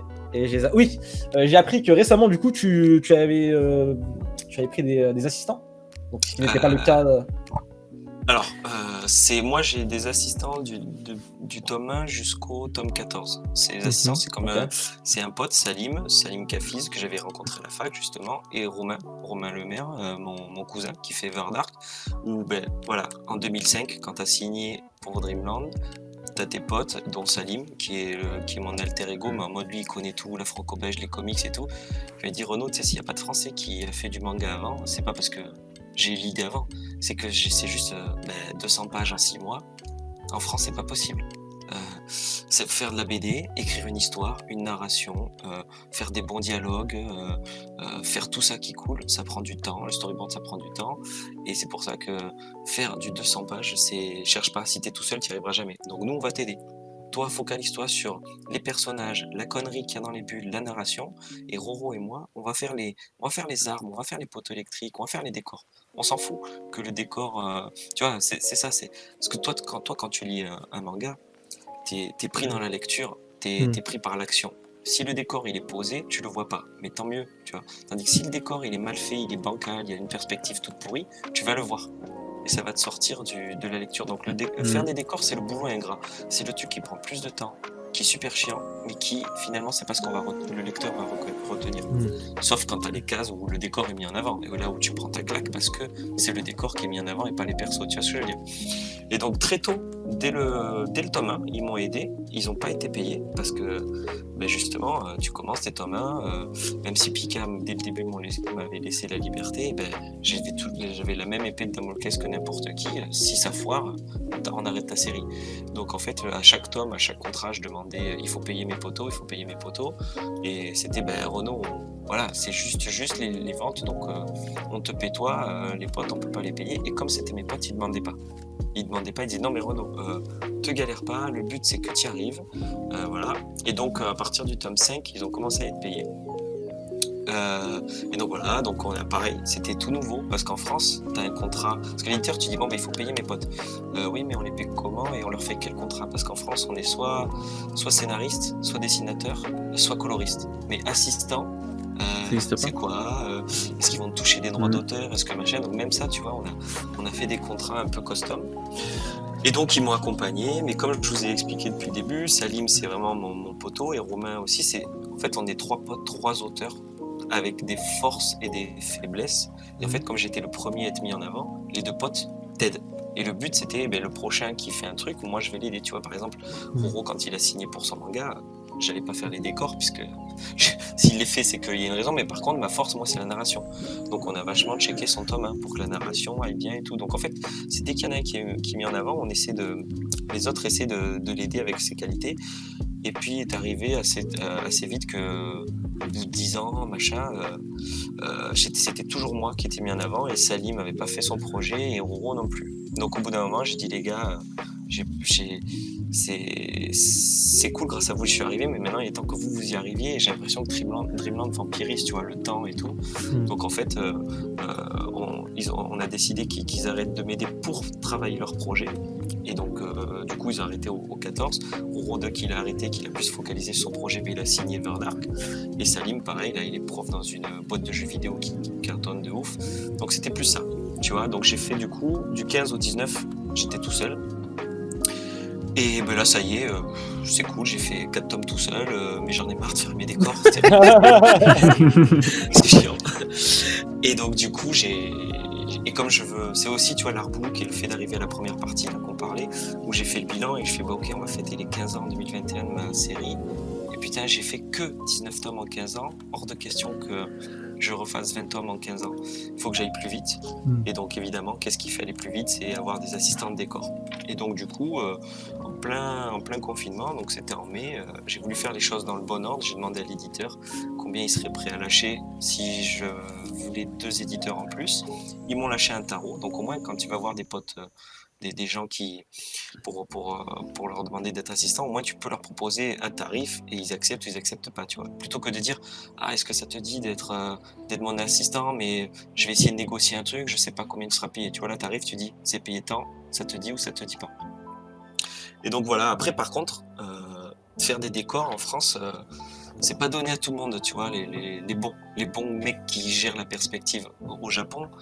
Au Japon, comme ça fait partie de la culture, côté l'apprenti et le sensei, tu vois, c'est vraiment très japonais. Le fait que les assistants, c'est un métier au Japon. Tu vois, t'as des mecs qui sont assistants jusqu'à 50 ans, c'est des pros de l'assistanat, donc t'as des petits jeunes de 20 ans qui maîtrisent les décors. En France, c'est plus chaud de trouver des jeunes qui soient bons au décor, parce qu'il fallait qu'ils soient meilleurs que moi. Tu vois, moi, j'ai pas le temps de former quelqu'un.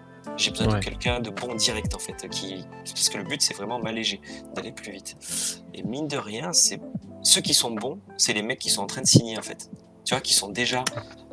et qui sont en train Ils de veulent pas faire assistant, quoi. Mais ouais, qui veulent faire leur carrière, et ce que je respecte, et c'est pour ça que je ne demandais pas.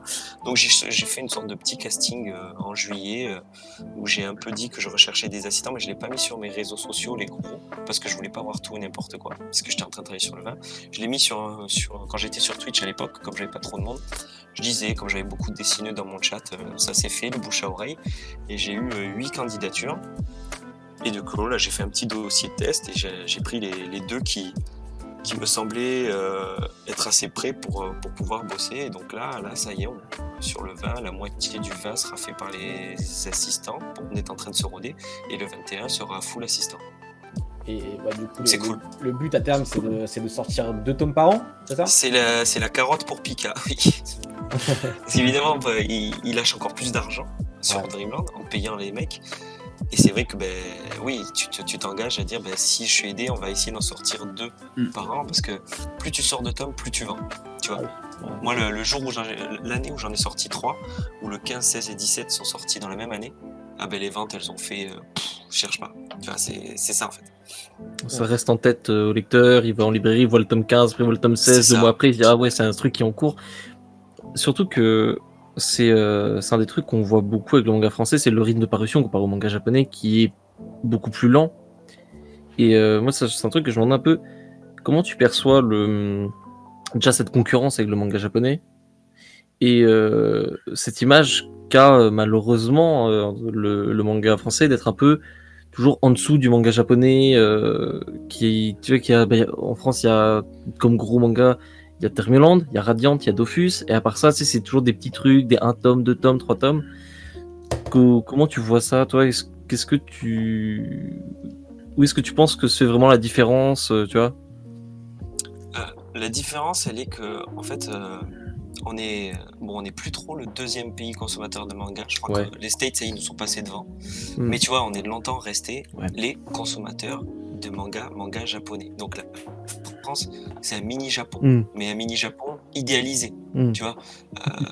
Et donc c'est pas pour rien, ça veut dire qu'on est le lecteur est fan du Japon et des mangas japonais, des animés japonais. Franchement, les Espagnols, les Italiens, ils sont moins frileux à regarder un manga français qu'un Français. Tu vois, c'est parce que c'est con, mais c'est devenu dans notre culture. Ouais. Donc, il y avait la franco-belge, c'est notre culture de dessin, mais depuis les années 2000, et peut-être à cause du Club Dorothée, comment t'expliques que ce petit pays qu'est la France, avec le peu d'habitants, comparé au reste du monde, est le 2e consommateur après le Japon, où ils sont bien plus, et on était devant les États-Unis. C'est qu'en fait, on est fan du Japon, et donc il y a ce côté du lecteur qui, si c'est pas japonais, c'est pas bien. C'est comme ça, j'ai pas lu, parce que, en fait, et encore une fois, si c'est pas japonais, mais moi je peux te dire, c'est un un fan de manga un fan de manga en France, il va te citer 10 titres à tout casser, et c'est les 10 blockbusters. Mais au Japon, t'as plus de 4000, 5000 œuvres qui sortent, qui se font en termes de vente éclatées par le dernier des mangas français en fait. Donc tu vois, c'est même pas au-delà de savoir si on est en qualité, parce qu'en qualité, non. Maintenant, il y a des auteurs où déjà c'est subjectif de dire c'est mieux qu'un Japon quoi, mais non, je peux dire moi, Mashima c'est mon poteau, on a dessiné en même temps, il sait que je suis aussi rapide que lui, en crayonné, en tout, c'est sûr que j'ai pas 6 assistants, tu vois. Donc il n'y a même pas ce côté, les Japonais sont meilleurs, c'est que la structure est différente, et il y a aussi dans l'état d'esprit, surtout en France, que français, c'est encore du sous-manga. Ouais. Donc, C'est vrai, je suis totalement d'accord avec ce que tu dis. Hein. C'est vrai que c'est un truc qu'on voit pas du tout par rapport à la franco-belge, par exemple, tu vois. Après, est-ce que c'est pas aussi un peu à mettre en rapport peut-être avec un peu la baisse de popularité genre chez les jeunes et tout de la franco-belge, qui est bon, ça vend toujours beaucoup, mais en comparaison, genre chez les, on va dire 15-30 ans, ce qui explose c'est le manga, tu vois. Donc est-ce que genre c'est pas un peu le fait que la franco-belge soit plus trop à la mode, que du coup on ait cette omniprésence japonaise que tu expliques, qui fait que du coup le manga français se retrouve dans un terrain un peu bizarre où c'est pas de la franco-belge, en même temps c'est pas japonais, et du coup les gens le voient bizarrement quoi, tu vois. Oui, c'est sûr qu'on est le cul entre deux chaises, mais après en franco-belge c'est le même délire. T'as toujours 10 blockbusters qui tirent, et c'est tout, hein. Et t'as 3000 titres qui galèrent. Et alors après oui, que le format franco-belge soit un peu has-been pour un petit haut de 15 ans, c'est juste normal en fait, c'est dans les faits en fait. T'as 48 pages à 15 € contre 200 pages à 6 € tous les 3 mois.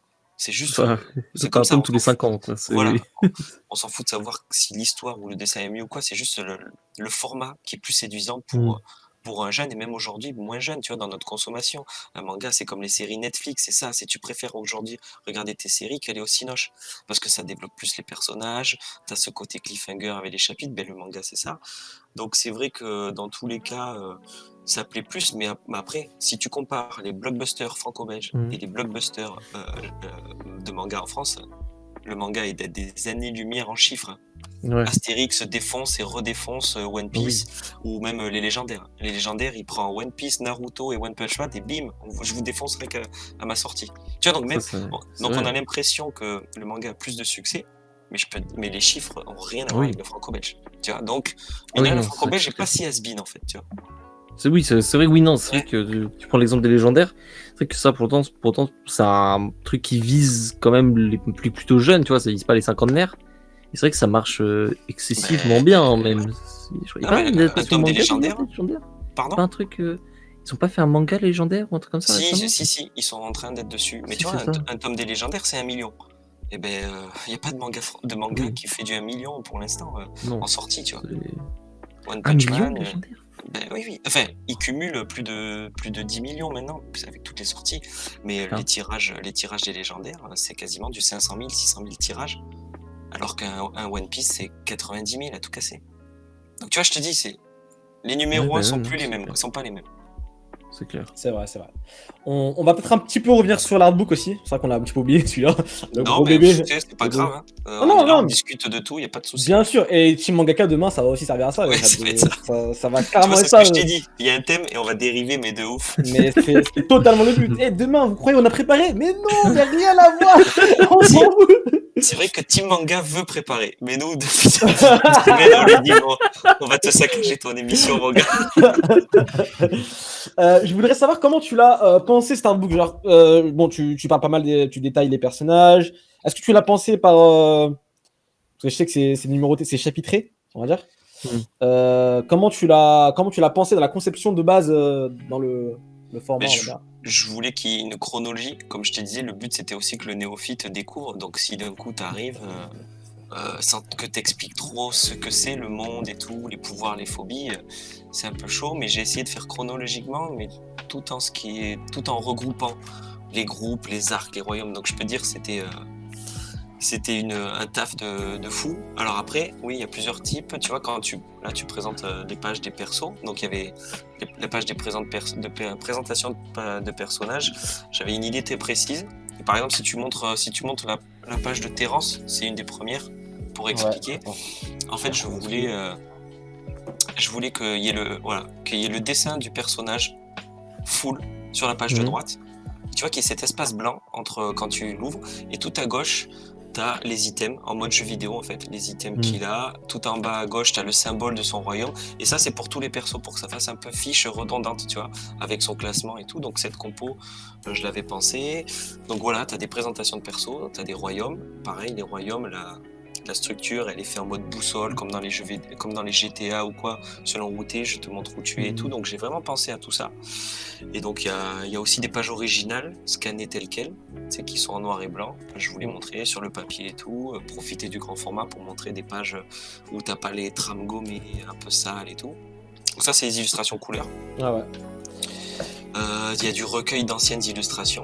Parce que j'ai entendu que même si je voulais faire de l'inédit, j'ai entendu qu'il y avait le lecteur qui voulait aussi des fois les illustres qu'ils ont aimé, tu vois, même si toi avec ton regard d'auteur qui peut plus voir l'illustre que tu as fait il y a 15 ans, peut-être qu'un des lecteurs c'est sa préférée. Et moi c'est vrai, je me suis mis à la page, je me suis dit, mais moi une de mes illustres préférées de Toriyama, c'est pas celle où il fait boue et tout, c'est Sangoku quand il est petit, tu vois. Et donc je me suis dit, je pense quand même que le bouquin il est pour le lecteur, donc mets les anciennes illustres, même si toi tu veux pas les voir, elles plieront. Donc voilà, il y a un peu de tout ça. Qu'est-ce qu'il y a d'autre? Et j'ai essayé de mêler tout ça en mode par tome. T'as les couves des tomes aussi. D'ailleurs, petite parenthèse, j'ai cru comprendre et voir même, c'est que pour certaines couvertures, t'as fait des petites modifications par rapport aux vraies couvertures des tomes. Ouais. T'as déplacé des personnages pour que ça rende mieux un petit Clairement. peu le train de mise. Ouais, les couves, elles ont toutes été un peu retouchées. Donc dans l'homogénéité, l'équilibre, des fois tu rajoutes des éléments. Il faudrait, pour que le lecteur s'amuse à prendre ses couves et regarder, dire ah ouais, mais il a changé ça, il a descendu l'œil, il a mieux fait le coup. Enfin, tu vois, voilà. C'est plus. Comme là, j'avais l'opportunité de mettre toutes les images que j'ai faites, et comme mon œil il a changé en 15 ans, et que je vois les défauts, ben si je les vois, autant les modifier en fait, tu vois. Donc voilà. C'était. Il y a aussi alors un truc que je voulais, une interaction. Donc il y a 3 QR codes à scanner avec votre portable. Je m'étais dit, cool. on a tous un smartphone dans la poche, on a tous internet. Putain, il faudrait qu'il y ait ce côté interaction, que ce soit pas juste qu'un bouquin, que tu dis juste ce qu'il y a là, tu mets un QR code à côté, tu le scannes et en fait tu as la vidéo de moi, donc l'auteur, qui est en train de faire l'illustre. Ça c'est rare dans les arts. C'est incroyable ça. Et ouais, mais du coup ça c'est pareil, c'est ce que je l'ai dit direct à Pika, je dis alors voilà, il y aura 3 vidéos. Donc voilà, tu scannes ça et tu verras le Terrence qui est en train d'être fait. Et les vidéos sont de qualité de ouf. Elles sont faites par, il est dans le chat, il est là, Rodrigo Fast, c'est le copain de ma soeur, c'est mon beau-frère. De toute façon, nous on fait tout qu'en famille, cherche pas. Nous c'est la famille, c'est le clan, on arrive, mais. Et du coup, lui, il est monteur, il a filmé. Donc dans les 3 vidéos, t'en as une qui montre les étapes de création. Il y en a une qui est venue, l'idée de l'éditeur, qui a suivi le jeu, qui a fait, c'est quoi Renaud, il y a un truc qui est un peu exceptionnel c'est ta façon de dédicace, c'est ce qui se passe en dédicace entre les lecteurs et toi, et il faudrait le mettre sur vidéo. Donc en fait, Ben m'a suivi sur 3 festoches. On a fait Japanyor, donc une sorte de festoche un peu manga pour qu'il y ait ça en vidéo. Il m'a suivi sur le salon du livre de Brive, qui est un truc totalement pas manga, pas BD, c'est très roman. Donc en fait, t'as d'autres publics, c'est très familial, des gens qui te connaissent pas et tout, donc il y a des belles images. Et on a fini par Angoulême, le Sacro-Saint. Donc en fait, toute cette vidéo, elle dure 30 minutes, montée par Ben, donc tu vois. Enfin, vous scannerez, et puis il y a une autre vidéo où c'est une interview un peu exclusive de moi, mais voilà, je voulais qu'il y ait cette interaction en plus que de juste tourner les pages. C'est trop Ouais, cool. c'est un Mais par contre, ça croupit de... Non mais c'est ça. Qu'est-ce qu'il n'y a pas dans l'artbook du coup? Parce que Et alors il y a un truc aussi, il y a une page alors je voulais qu'il y ait une page cachée. Moi je j'allais en parler, bon voilà, bon, alors tu me dis si je l'en parle maintenant ou on est dans la chronologie de tes questions, tu me dis. On va d'abord parler des illustrations des auteurs, des autres auteurs. Ah oui, les tributes. Et oui, c'est vrai. Bon, la Machimance, hein, bien sûr. Ça c'est moi qui l'ai vrai.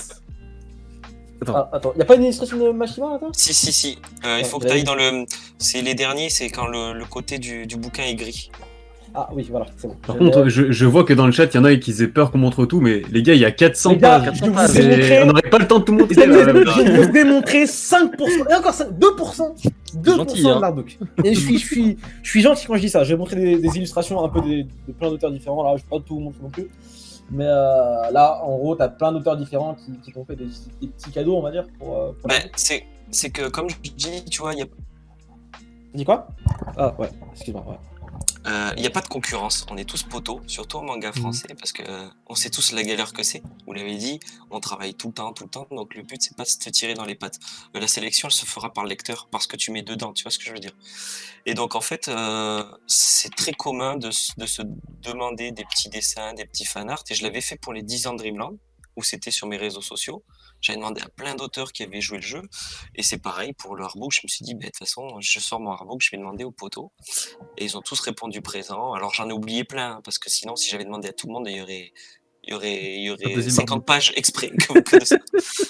Donc là, j'ai essayé de réfléchir à ce qui est du jeune auteur, des gens pas connus, de la star, tu vois, un peu tout, parce que donc t'as Mashima, t'as Tony, mais après tu peux avoir Ziad, un Jiro, un Senshiro qui sont des auteurs en devenir. Tu peux avoir ma cousine qui est tatoueuse, tu vois. Il y a un peu tout. Juste lui qui commence, un pote Simon qui fait du jeu vidéo. J'ai demandé aux potos, ils ont tous dit oui, ils m'ont tous fait des trucs de psychopathe, mais des trucs de ouf. C'est trop cool. En vrai, c'est trop cool. Je trouve, Et gratos, tu vois, c'est ça en fait, c'est que t'es pas payé. C'était juste, ils allaient recevoir l'artbook, mais en fait, c'est ça, c'est qu'il y a pas. Voilà, ça se fait dans le milieu des auteurs. Quand tu demandes un fanart ou un petit tribute, comme on dit, c'est soit le mec a pas le temps, mais c'est tout. C'est soit tu dis non juste parce que t'as pas le temps, en fait. Ouais, c'est clair. Après, c'est une manière de te rendre hommage et rendre hommage à Dreamland. Et c'est 15 ans de carrière, quoi. C'est c'est beau. ça. C'est vrai que moi, je leur ai dit merci, mais ils m'ont dit, mais non, mais c'est à nous de te dire merci. Donc, j'ai pas compris pourquoi, mais voilà. C'est vrai. C'est beau ce que tu racontes. Il y a un truc pendant, voilà. Quand j'ai eu l'artbook entre les mains, je l'ai feuilleté, je l'ai regardé. J'ai même pas encore tout vu. Bien sûr, t'as pas le temps. Enfin, il y a mon truc à voir. J'ai le temps. Mais quand je suis arrivé à la fin de l'artbook, il s'est passé quelque chose de bizarre. Je me suis dit, mais il y a une erreur. Enfin, Pika a peut-être merdé dans quelque chose ou ce genre de choses. Quand tout à l'heure, Xela, tu parlais des caprices de Renaud Le Maire, là, il est monté très haut en termes de caprices. Alors, je t'explique, et je vais expliquer pourquoi, mais je vais expliquer d'abord qu'est-ce qui se passe quand tu arrives à la fin de l'artbook, la dernière page. Tu te rends compte qu'il y a 2 pages collées. Alors, dis-nous en plus, Renaud Le Maire, est-ce que c'est une erreur ou est-ce que c'est calculé depuis le départ ? C'est ça, c'est calculé depuis le départ. J'ai dit, quand on a commencé à parler fabrication, j'ai dit, ça serait cool qu'il y ait une page cachée. Comme dans les jeux ou quoi, qu'il y a un truc caché, dans les musiques, dans les CD, trucs cachés. Et donc du coup, quand tu veux cacher un dessin ou une page dans un bouquin, faut la coller, quoi. Tu vois, sinon tu la caches comment ? Et donc j'ai vu dans le regard de Pika que il comprenait pas le délire. Qu'est-ce qu'il dit ? C'est rare des pages collées en plus. Non, mais oui, puis c'est pas à faire. Avec le retour là, c'est pas. Mais ils m'ont suivi, et donc du coup c'est vrai que par contre ça a été secret, parce que moi le but c'était que je voulais que le mec, donc je voulais même pas tu vois, je m'en suis pas servi dans ma communication et tout, j'ai beaucoup teasé sur l'artbook, sur quelques surprises, mais ça devait rester secret pour que toi tout seul, que t'aies mis 1 semaine, 6 mois ou dans un an, que tu dises mais attends, c'est quoi ce truc, putain, c'est quoi, et puis genre j'ai envie de regarder, j'ose pas, qu'en fait tu te poses tes questions tout seul, t'as pas envie, tu veux pas savoir, tu touches pas à ton bouquin, t'as envie de savoir, c'était vraiment un truc que je voulais que les gens aient un truc personnel. Mais le truc que j'avais pas anticipé, et ce qui est normal, et ce que à toujours faire des trucs un peu chelous, après t'arrives avec des trucs, c'est que les libraires, personne avait, parce que j'ai pas prévenu les libraires, j'en avais prévenu personne. Donc quand les mecs ils ont reçu le stock, ils ont dit à Pika, on va vous renvoyer les cartons parce qu'ils sont tous défectueux, il y a la dernière page à les coller. Le désir.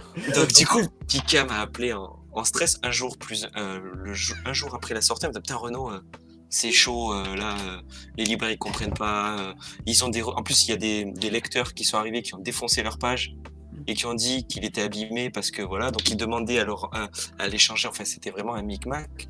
Et Pika m'a dit, Renaud, il faudrait qu'on l'annonce quand même, qu'on le dise, qu'on garde pas ça secret, ou qu'au moins on prévienne les éditeurs. Et je dis oui, moi aussi, parce que moi j'ai reçu plein de messages. C'est normal la page collée, c'est normal je n'ai pas le coller. Donc c'est vrai qu'un truc que je voulais vraiment garder secret et rien dire, parce que c'était mon délire. Je pense que la communication a mal été faite sur ce coup.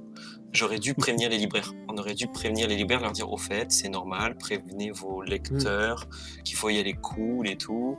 Donc voilà. Après, moi j'assume, comme dame, tu vois, j'ai reçu autant de messages qui disent, mais franchement, c'est une idée de merde, que autant de C'est messages. génial. Voilà, et autant de C'est messages qui disent c'est du génial. génie. Donc en fait, c'est ce que tu dis, c'est ce que je me dis. Je fais, tu sais, je fais jamais, mais je choisis pas mes délires en fonction de ce que les gens vont penser. Moi, ça me fait kiffer de me dire que même si tu l'as ravagé, ton bouquin, ben, c'est pas grave, il est unique, il est ravagé, tu vois. Donc c'est vrai que bon, voilà. Donc même Ouais. ça, c'était un peu tendu D'ailleurs, comme idée. ouais, je t'avoue que j'ai pas encore osé la décoller, moi. Vas-y, cool. Je réfléchis à comment encore la décoller. Et dans tous les cas, même si je l'avais décollée, on ne dira pas ce qui se cache dans cette page. Je vous laisse le soin de découvrir ça par qui va être vous-même. Précautionneusement. Ah, là, je sais que vous avez envie de l'acheter maintenant. C'est ça. Juste pour ça, t'as envie de savoir. Mais- J'arrive à mais entrevoir, mais. C'est cool parce que justement, c'est le genre de truc qui peut très vite partir en marketing.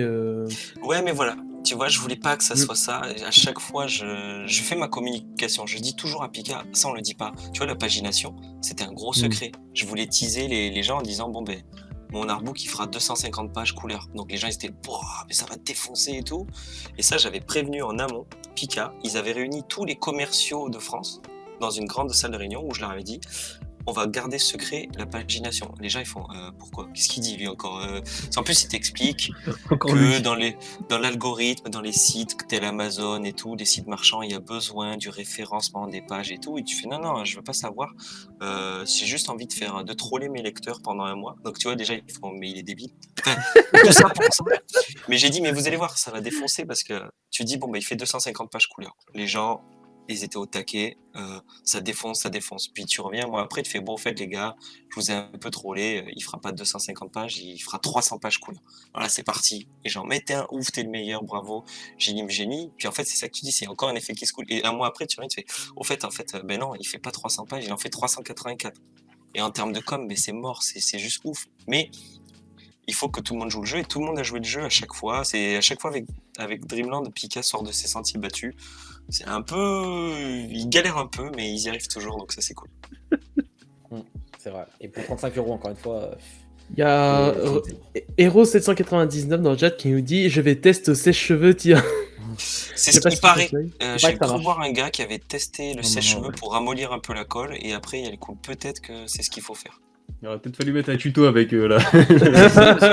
Voilà, on fera un tuto sur la chaîne demain soir. Là, je rigole. Quand j'ai entendu le truc de la page collée, je me disais, ouais, t'avais peut-être dessiné un petit bonhomme qui dit, ah, là, la page elle est collée, faut l'ouvrir avec un cutter, une connerie. Genre, y a rien, y a juste Y a une page collée et. Une fois collé, et tu te démerdes pour. En même temps, c'est génial, en même temps, c'est débile, c'est C'est ça. trop cool. C'est ça. Ok, Oui, moi, ok. je suis arrivé à le déplier avec les mains tranquille.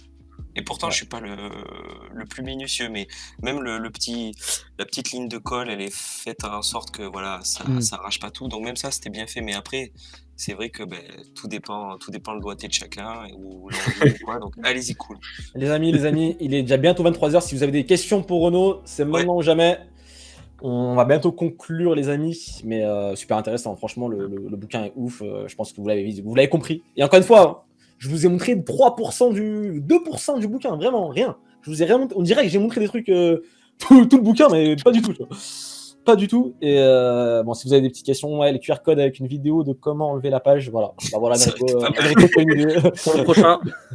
Un animé pour Dreamland, point d'interrogation. Je pense que ça doit revenir souvent pour toi. Ben, ouais, H24, il faudrait que je me fasse un t-shirt en disant, je sais pas, c'est pas moi qui décide, ou je donne toujours la même réponse. J'ai regardé mes mails tout à l'heure. Pas de mail d'une boîte de prod qui a envie, donc. Ah, les gars. En plus, j'aimerais bien que ce soit. Ça dépend. Et puis en fait, j'ai envie de dire, cette question, elle a pas de réponse parce que même si il y avait un animé, j'aurais pas le droit de vous le dire. Donc là, ça fait 1 an que les mecs ils sont en train de bosser parce que regarde, l'annonce Radiante, ils ont annoncé l'animé quand il était fini, puisqu'il y a eu même un cafouillage où le boss il l'a dit. Tout le monde a dit il y a un animé Radiant, et après Tony il est revenu en disant non c'est pas vrai, parce qu'ils avaient prévu de l'annoncer d'une certaine façon, et 2 semaines après ils l'annoncent et tout était fini, tu vois, t'annonces l'animé et t'as la saison des 26 épisodes, mais 26 épisodes ça met 2 ans à être fait. Donc en fait cette question je la comprends parce que ça veut dire que les gens ils ont envie et tout, mais dites-vous que déjà c'est pas moi qui gère, donc j'attends le mail d'une boîte de prod, et même si j'avais eu le mail de la boîte de prod, je vous le dirais pas en fait. Donc faut Faut juste attendre et un jour. Ah, il a dit qu'il faut attendre. Ça veut peut-être dire que. Non, mais ouais, demain, peut-être je reçois un mail et je me dis, ah, ok, il y en avoir un. Je vais pas vous le dire, mais Ouais, de toute voilà. façon. Et est-ce que toi, par exemple, tu aimerais que ce soit fait par un studio français Ah, pour ça l'anime serait trop bien. C'est Alors, ce que je pense. Là, c'est si tu me parles. Dans tous les cas, un auteur, t'as pas trop le droit de regard sur tout ce qui est fait. Donc, du moment qu'il y a quelqu'un qui décide de le faire, c'est mon intérêt de dire oui. Qu'il soit japonais, coréen ou quoi, qu'il soit mal fait ou pas, c'est pas la faute de l'auteur, tu vois. Tu vas jamais dire, l'animé il est pourri, c'est la faute de l'auteur. Tiens, cette figurine de Goku, elle est tellement pourrie, tiens, c'est la faute de Toriyama. C'est juste que c'est des goodies, ça existe. Que ce soit des bons ou des moins bons qui le fassent, ben, ça va décevoir les fans des gens qui regardent l'animé, tu vois. Mais en fait, c'est toujours un plus. Même si l'animé il est pourri, ça va faire gagner quelques lecteurs qui vont découvrir ta série par l'animé. Donc en fait, C'est clair. le but d'un auteur, c'est de pas dire, tu diras jamais non à un goodies, surtout l'animé. Maintenant, si tu me poses à moi ma question et on imagine avec des si j'avais le contrôle, ben, évidemment que ça devrait, surtout Dreamland, ça pourrait être fait que par des Français et en langue française. T'imagines Dreamland avec un Terence qui parle jap et non. C'est bizarre. C'est donc il faut que la première ou que même si c'est fait par un studio jap, non, il faut que la première version, ce soit du doublage, du français, et même j'ai envie d'aller plus loin, il faut que les doubleurs, vu que mes persos ils sont montpelliérains, il faut qu'ils aient l'accent, ils soient du sud quoi les gars, tu vois.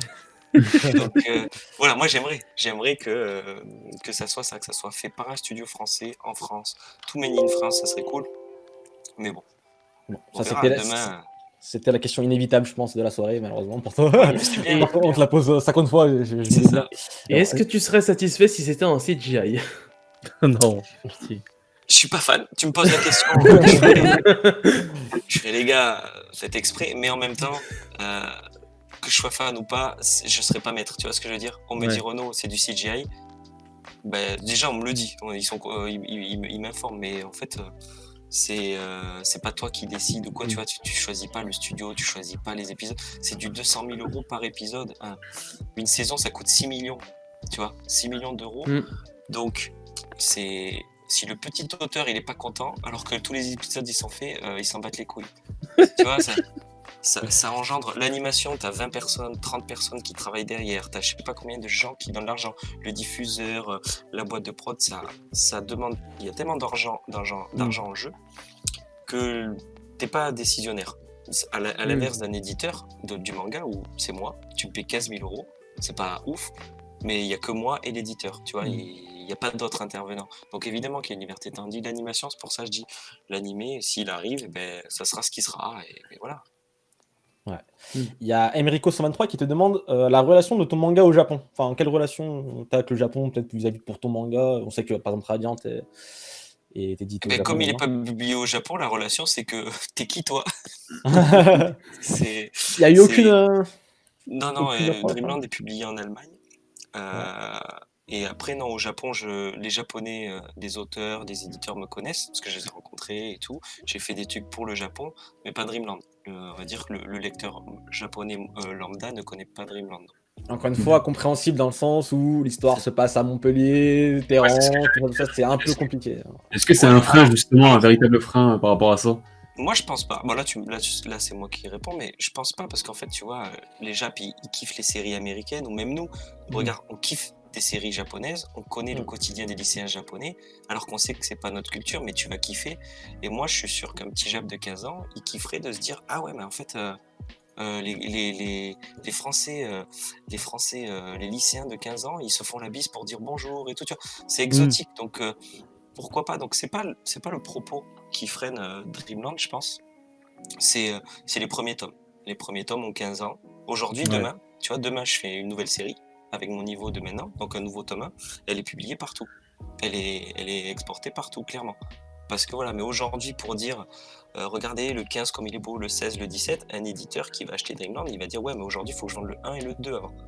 Et comme moi, on sait que le succès, je l'ai eu pour plein de choses, propres à notre pays, propres à moi, c'est différent. Donc aujourd'hui, ce qui bloque, c'est la rareté. Et c'est souvent ça, quand t'es des vieilles séries japonaises, c'est que toi, en tant que fan, tu vas kiffer une série au Japon, mais tu dis, ah, pourquoi l'éditeur français, il veut pas l'acheter? Mais il va dire, ouais, mais ça plaît à quelques, mais il faut que je la vende aujourd'hui, elle est plus du niveau, tu vois, donc c'est plutôt ça. Et après, il faut se dire que dans tous les cas, si c'est pour le Japon, ça pourrait être que via l'éditeur Euromanga. Et cet Ouais. éditeur, c'est un éditeur français. Et il n'y a aucun éditeur japonais qui édite de français au Japon. C'est les éditeurs, donc la Shueisha, la Kodansha, tout ça, c'est des éditeurs comme on parlait tout à l'heure, Soleil, Delcourt, Ankama, c'est des mecs qui font de la création. Ils n'achètent pas de licence. Le Jump a jamais acheté de licence de sa vie. Ils achèteront jamais Radiant, ils achèteront jamais Dreamland. Leur but c'est Tony, Renaud, faites-nous one shot, faites-nous une série, on va le publier, et si ça marche machin, on le vendra en français. C'est des créateurs, tu vois. C'est des vrais éditeurs. Nous, comme je dis, nous ici, les éditeurs, ils sont plus acheteurs de licences. Donc c'est pour ça que c'est utopique de dire le Japon pour les Français. Le Japon pour les Français, la seule option, c'est Euromanga. C'est Radiant, c'est Last Man. C'est un éditeur français qui est basé au Japon et qui fait ses tirages et tout, il n'y a pas de souci. Mais le truc comme on l'imagine, où les gros éditeurs de One Piece et tout achètent des licences, ça n'existe pas. D'ailleurs, on l'a vu, ils ont fait le concours Tezuka pour justement à l'international. Et ben si t'as un petit Français qui gagne, et ben t'inquiète, ils vont faire la série, il sera dans le Jump. Un petit Jigito. Allez, Voilà. Jito, poussez-le. Mais imagine, Jigito, il est publié par le Jump grâce au Tezuka, parce qu'il a fait le cursus qu'il faut. Il faut toujours gagner le concours. Et que la série, elle cartonne au Japon. Et ben c'est Ki-hoon, c'est Pika Eto qui devront acheter Ouais, ouais. au Jump. C'est ça en fait, c'est des créateurs Ouais, de bah oui. licences et on vend nos licences. On n'achète pas les licences des autres. Ils ont Voilà. pas besoin aussi. Ben non, mais c'est pas leur taf. Leur taf, c'est trouver des auteurs. C'est pas de trouver des séries et de les traduire ici. Ils s'en battent les couilles. Tu vois, voilà. C'est notre démarche, c'est vrai. On sait que Dreamland, c'est l'œuvre de ta vie. Est-ce que tu te vois un jour faire une autre œuvre, vraiment partir sur une autre œuvre totalement différente ou dans le même univers? Alors c'est l'œuvre de ma vie par le temps qu'elle me prend, mais en fait quand tu y penses, je l'ai écrit en 2004, j'ai été signé en 2005, c'est sorti en 2006, tu vois. C'est pas une série que je travaille depuis que j'ai 15 ans, depuis que je suis Oui, tout mais petit. elle est pas Je suis pas terminée. Elle est pas Je suis terminée pas non ce plus. genre d'auteur, ouais. Voilà, je suis pas ce genre d'auteur qui a une série Ok. depuis qu'il a 8 ans et il met tout dedans et il rêve de l'avoir. Je suis un mec qui a plein d'idées. Je sais que Dreamland, ben, j'ai été signé et comme elle est ambitieuse et que l'univers est vaste, elle m'a pris 15 ans et donc c'est un gros truc de ma vie. Donc évidemment que la conclusion, quand elle sera finie, on se dira c'est l'œuvre de ma vie, celle qui m'a fait connaître et tout. Mais moi, en tant qu'attachement à l'histoire, non, j'ai plein d'autres histoires et plein d'autres scénars et plein d'autres persos que j'ai autant envie de faire que Dreamland, tu vois. Sauf que comme on disait, ben, j'ai pas 8 mains, j'ai pas le temps, ça me prend tout mon temps, Dreamland. Donc des envies de d'autres séries, mais il y en a plein, j'en ai plein, mais quand les faire, c'est comme tout. On disait, une carrière, ça se gère. Est-ce qu'aujourd'hui, le public est prêt à ce que je dise, au tome 25, je fais une pause de Dreamland de 4 ans, vous aurez le 26 dans 4 ans, parce que j'ai envie de faire une autre série. Ça, c'est, tu vois, si je me c'est à moi de voir si ça vaut le coup, tu vois, il faut gérer aussi. Comme je disais, une fois que tu es édité, il faut bien comprendre que le but, c'est de le faire toute ta life. Donc, gère ta carrière, parce que moi, je les ai vus, les poteaux, tous se faire défoncer, tous avoir les échecs, et moi, je l'ai pas vécu, mais parce que justement, tu vois, tous les potes le vivent, tu l'as constamment en tête et tu fais, tu sais quoi, Dreamland, ça fonctionne, c'est pas la fête non plus, donc on va pas commencer à s'emballer et dire oh les gars, je fais une pause et puis je fais une autre série. Peut-être le lecteur me dirait bah va te faire foutre et on t'oublie et voilà, tu vois. Ouais. Donc pour l'instant, je suis pas encore à ce cap. Je pense qu'il faudra, s'il y a une autre série, ça sera en même temps que Dreamland. Ça c'est sûr, parce que je suis encore parti pour pas mal de tomes. Donc si j'attends la fin de Dreamland pour faire une autre série, voilà. Et puis là, ça me titille. J'ai des scénarios là avec des trucs que j'ai envie de proposer aux lecteurs. Mais comme on disait, comme pour l'artbook, le timing il est pas encore prêt pour une autre série. Et d'ailleurs, t'as déjà la fin de Dreamland en tête ou...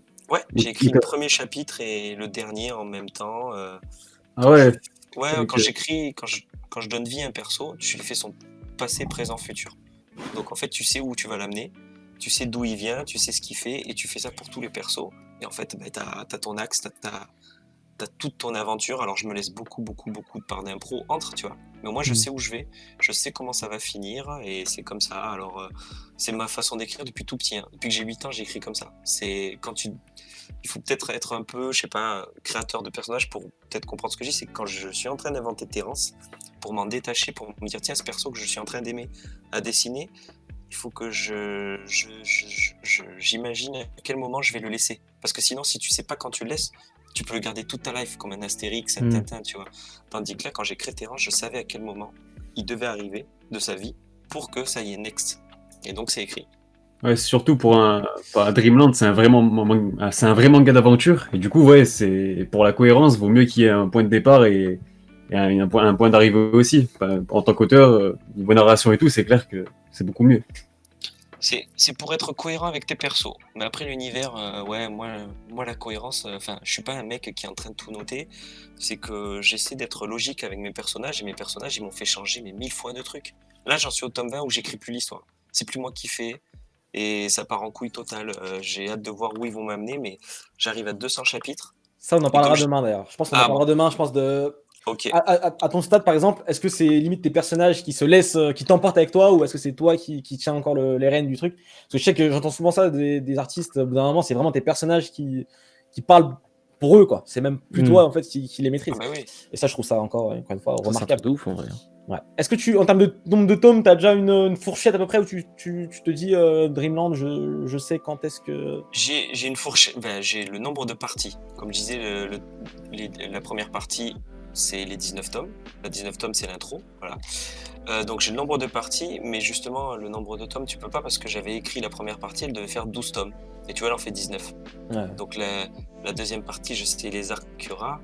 Mais donc, ouais, je sais les parties, mais alors le nombre de tomes, non, c'est pas possible. À coup de 10 près, c'est pas possible. Tu vois, j'en ai déjà 7 en plus sur la première partie. Et je sais que ça va pas arrêter. Après, des fois, tu vas raccourcir parce que là, j'arrive à. Comme je disais, les persos ont fait n'importe quoi. Il y a des arcs qui seront rajoutés. J'ai pas envie de me rajouter 10 tomes en plus dans la partie que j'ai prévue. Donc, c'est à moi, en tant que raconteur d'histoire, de structurer, de bien raconter l'histoire de façon à ce que il y ait un peu tout qui soit raconté en même temps, mais que ce soit digeste. Donc ça, c'est ça c'est mon boulot à moi. C'est mon boulot de raconteur d'histoire qui me force à pas raconter les trucs à la Jap, arc par arc. Tu fais, ben là, c'est cool. Donc j'ai pas envie de partir non plus. On peut pas partir dans du 60-70 tomes. Même si je fais du 2 tomes par an, j'ai pas envie de finir Dreamland à 70 ans, tu vois ce que je veux dire. Donc on est d'accord qu'avec l'univers, ça en fera pas 25, mais ça en fera pas 70 non plus. Faut remettre qui fait quoi et où. Et voilà, c'est un Français qui fait ça en France. Donc on n'est pas sur... Alors que tu aurais filé le même scénario, tu vois, l'univers, les phobies, à un bon auteur japonais en mode shonen, ah ben le truc, il a déjà un animé et ils feraient 80 tomes, il n'y a pas de souci avec leur narration. Mais comme c'est pas ma culture et je suis moi, ben, on sera à moins de 70, c'est sûr. C'est pas les mêmes structures aussi. Voilà. Ouais. Donc on en a quand même encore pour un moment. Oui, on va manger Ben, du si tu vois, là je l'ai annoncé, 19 tomes, première partie. Donc il est sérieux le mec.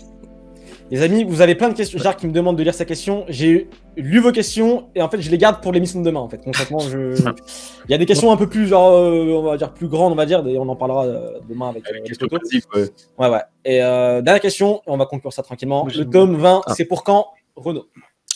Japan Expo 2021. Voilà, la date est prise. Ça, il sera, ouais, c'est défini. J'ai vu Pika la semaine dernière pour faire les artbooks, pour signer les artbooks, et ouais, ça sera ça. Parce que du coup, le tome 20, tu le prépares depuis combien de temps? Du coup, je suppose dès que tu as fini l'artbook. Dès que j'ai fini l'artbook, après le confinement m'a fait perdre pas mal de temps puisque j'avais ma fille à la maison. Gérer les assistants, c'était un nouveau truc. Faire un dossier, sélectionner, ça m'a pris du temps. Et comme je vous dis, le tome 20 démarre la deuxième partie. Et comme je suis arrivé à la fin du 19 où il y a des trucs les persos ont fait n'importe quoi, j'ai dû écrire. Il y a tout un taf de réécriture super intéressant. Mais qui a demandé du temps, donc ouais, c'est bien. Puis je me dis, là, l'artbook est sorti en octobre, ça sert à rien de sortir un tome 20 dans 6 mois. Tu vois, dans 4 mois, je grillerai mes cartouches pour rien. Là, le lecteur, il est contenté avec l'artbook. Ils peuvent attendre jusqu'à juillet 2021, tu vois. Ouais, je pense qu'il faut laisser vivre l'artbook tout seul, tranquillement, quelques temps. Je sais que l'émission, vous voulez qu'elle dure toute la nuit, et moi le premier. Franchement, je pourrais rester avec lui des heures et des heures à parler de Dreamland et d'autres choses même. Mais moi, perso, on peut rester encore un peu de temps. Hein. C'est plus vous après. Malheureusement, ça va être un peu peu compliqué pour la rediff. Je pense à plein de trucs derrière. Donc demain, tu reviens. Demain, les amis, on lance une nouvelle émission, je le rappelle. Muro, est-ce que tu peux remettre le teaser une fois? Allez, remets un petit coup. Demain, nouveau. Let's go. Demain, nouvelle émission, on vous remet le trailer.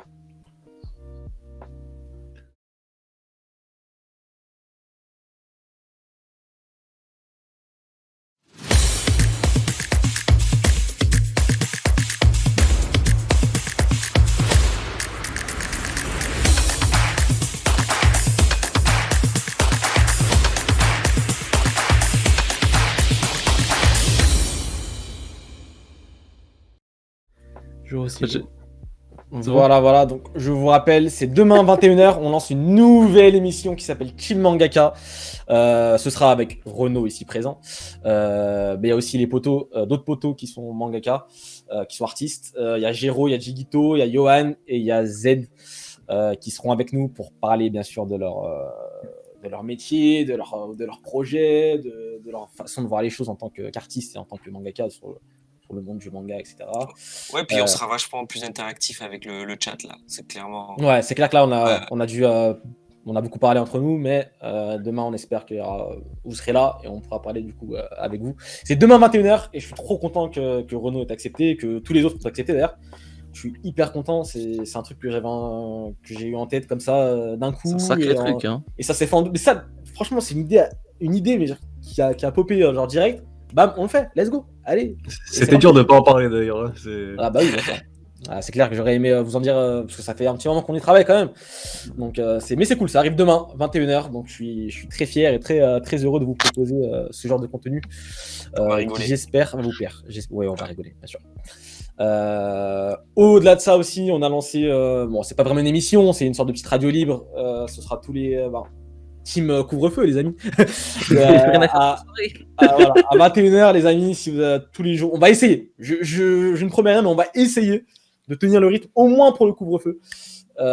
Tous les soirs, 21h, radio libre. Vous venez parler avec nous, un peu de tout et de rien. De ce que vous voulez, c'est vous qui choisissez le sujet. Ouais, manga, animé, pop culture en général. Bon, politique, on va éviter parce qu'il y a Xela et j'ai peur qu'il dérape. Mais voilà, je suis. Renaud, merci beaucoup pour ta Rien, participation. c'était cool, ce soir. les gars, bien cool. Merci à toi. Merci à Merci tous. toi, c'était super intéressant. Franchement, Écoute, c'est passé, On se retrouve demain. c'est passé super vite. Quand ça passe vite, c'est que généralement c'est intéressant.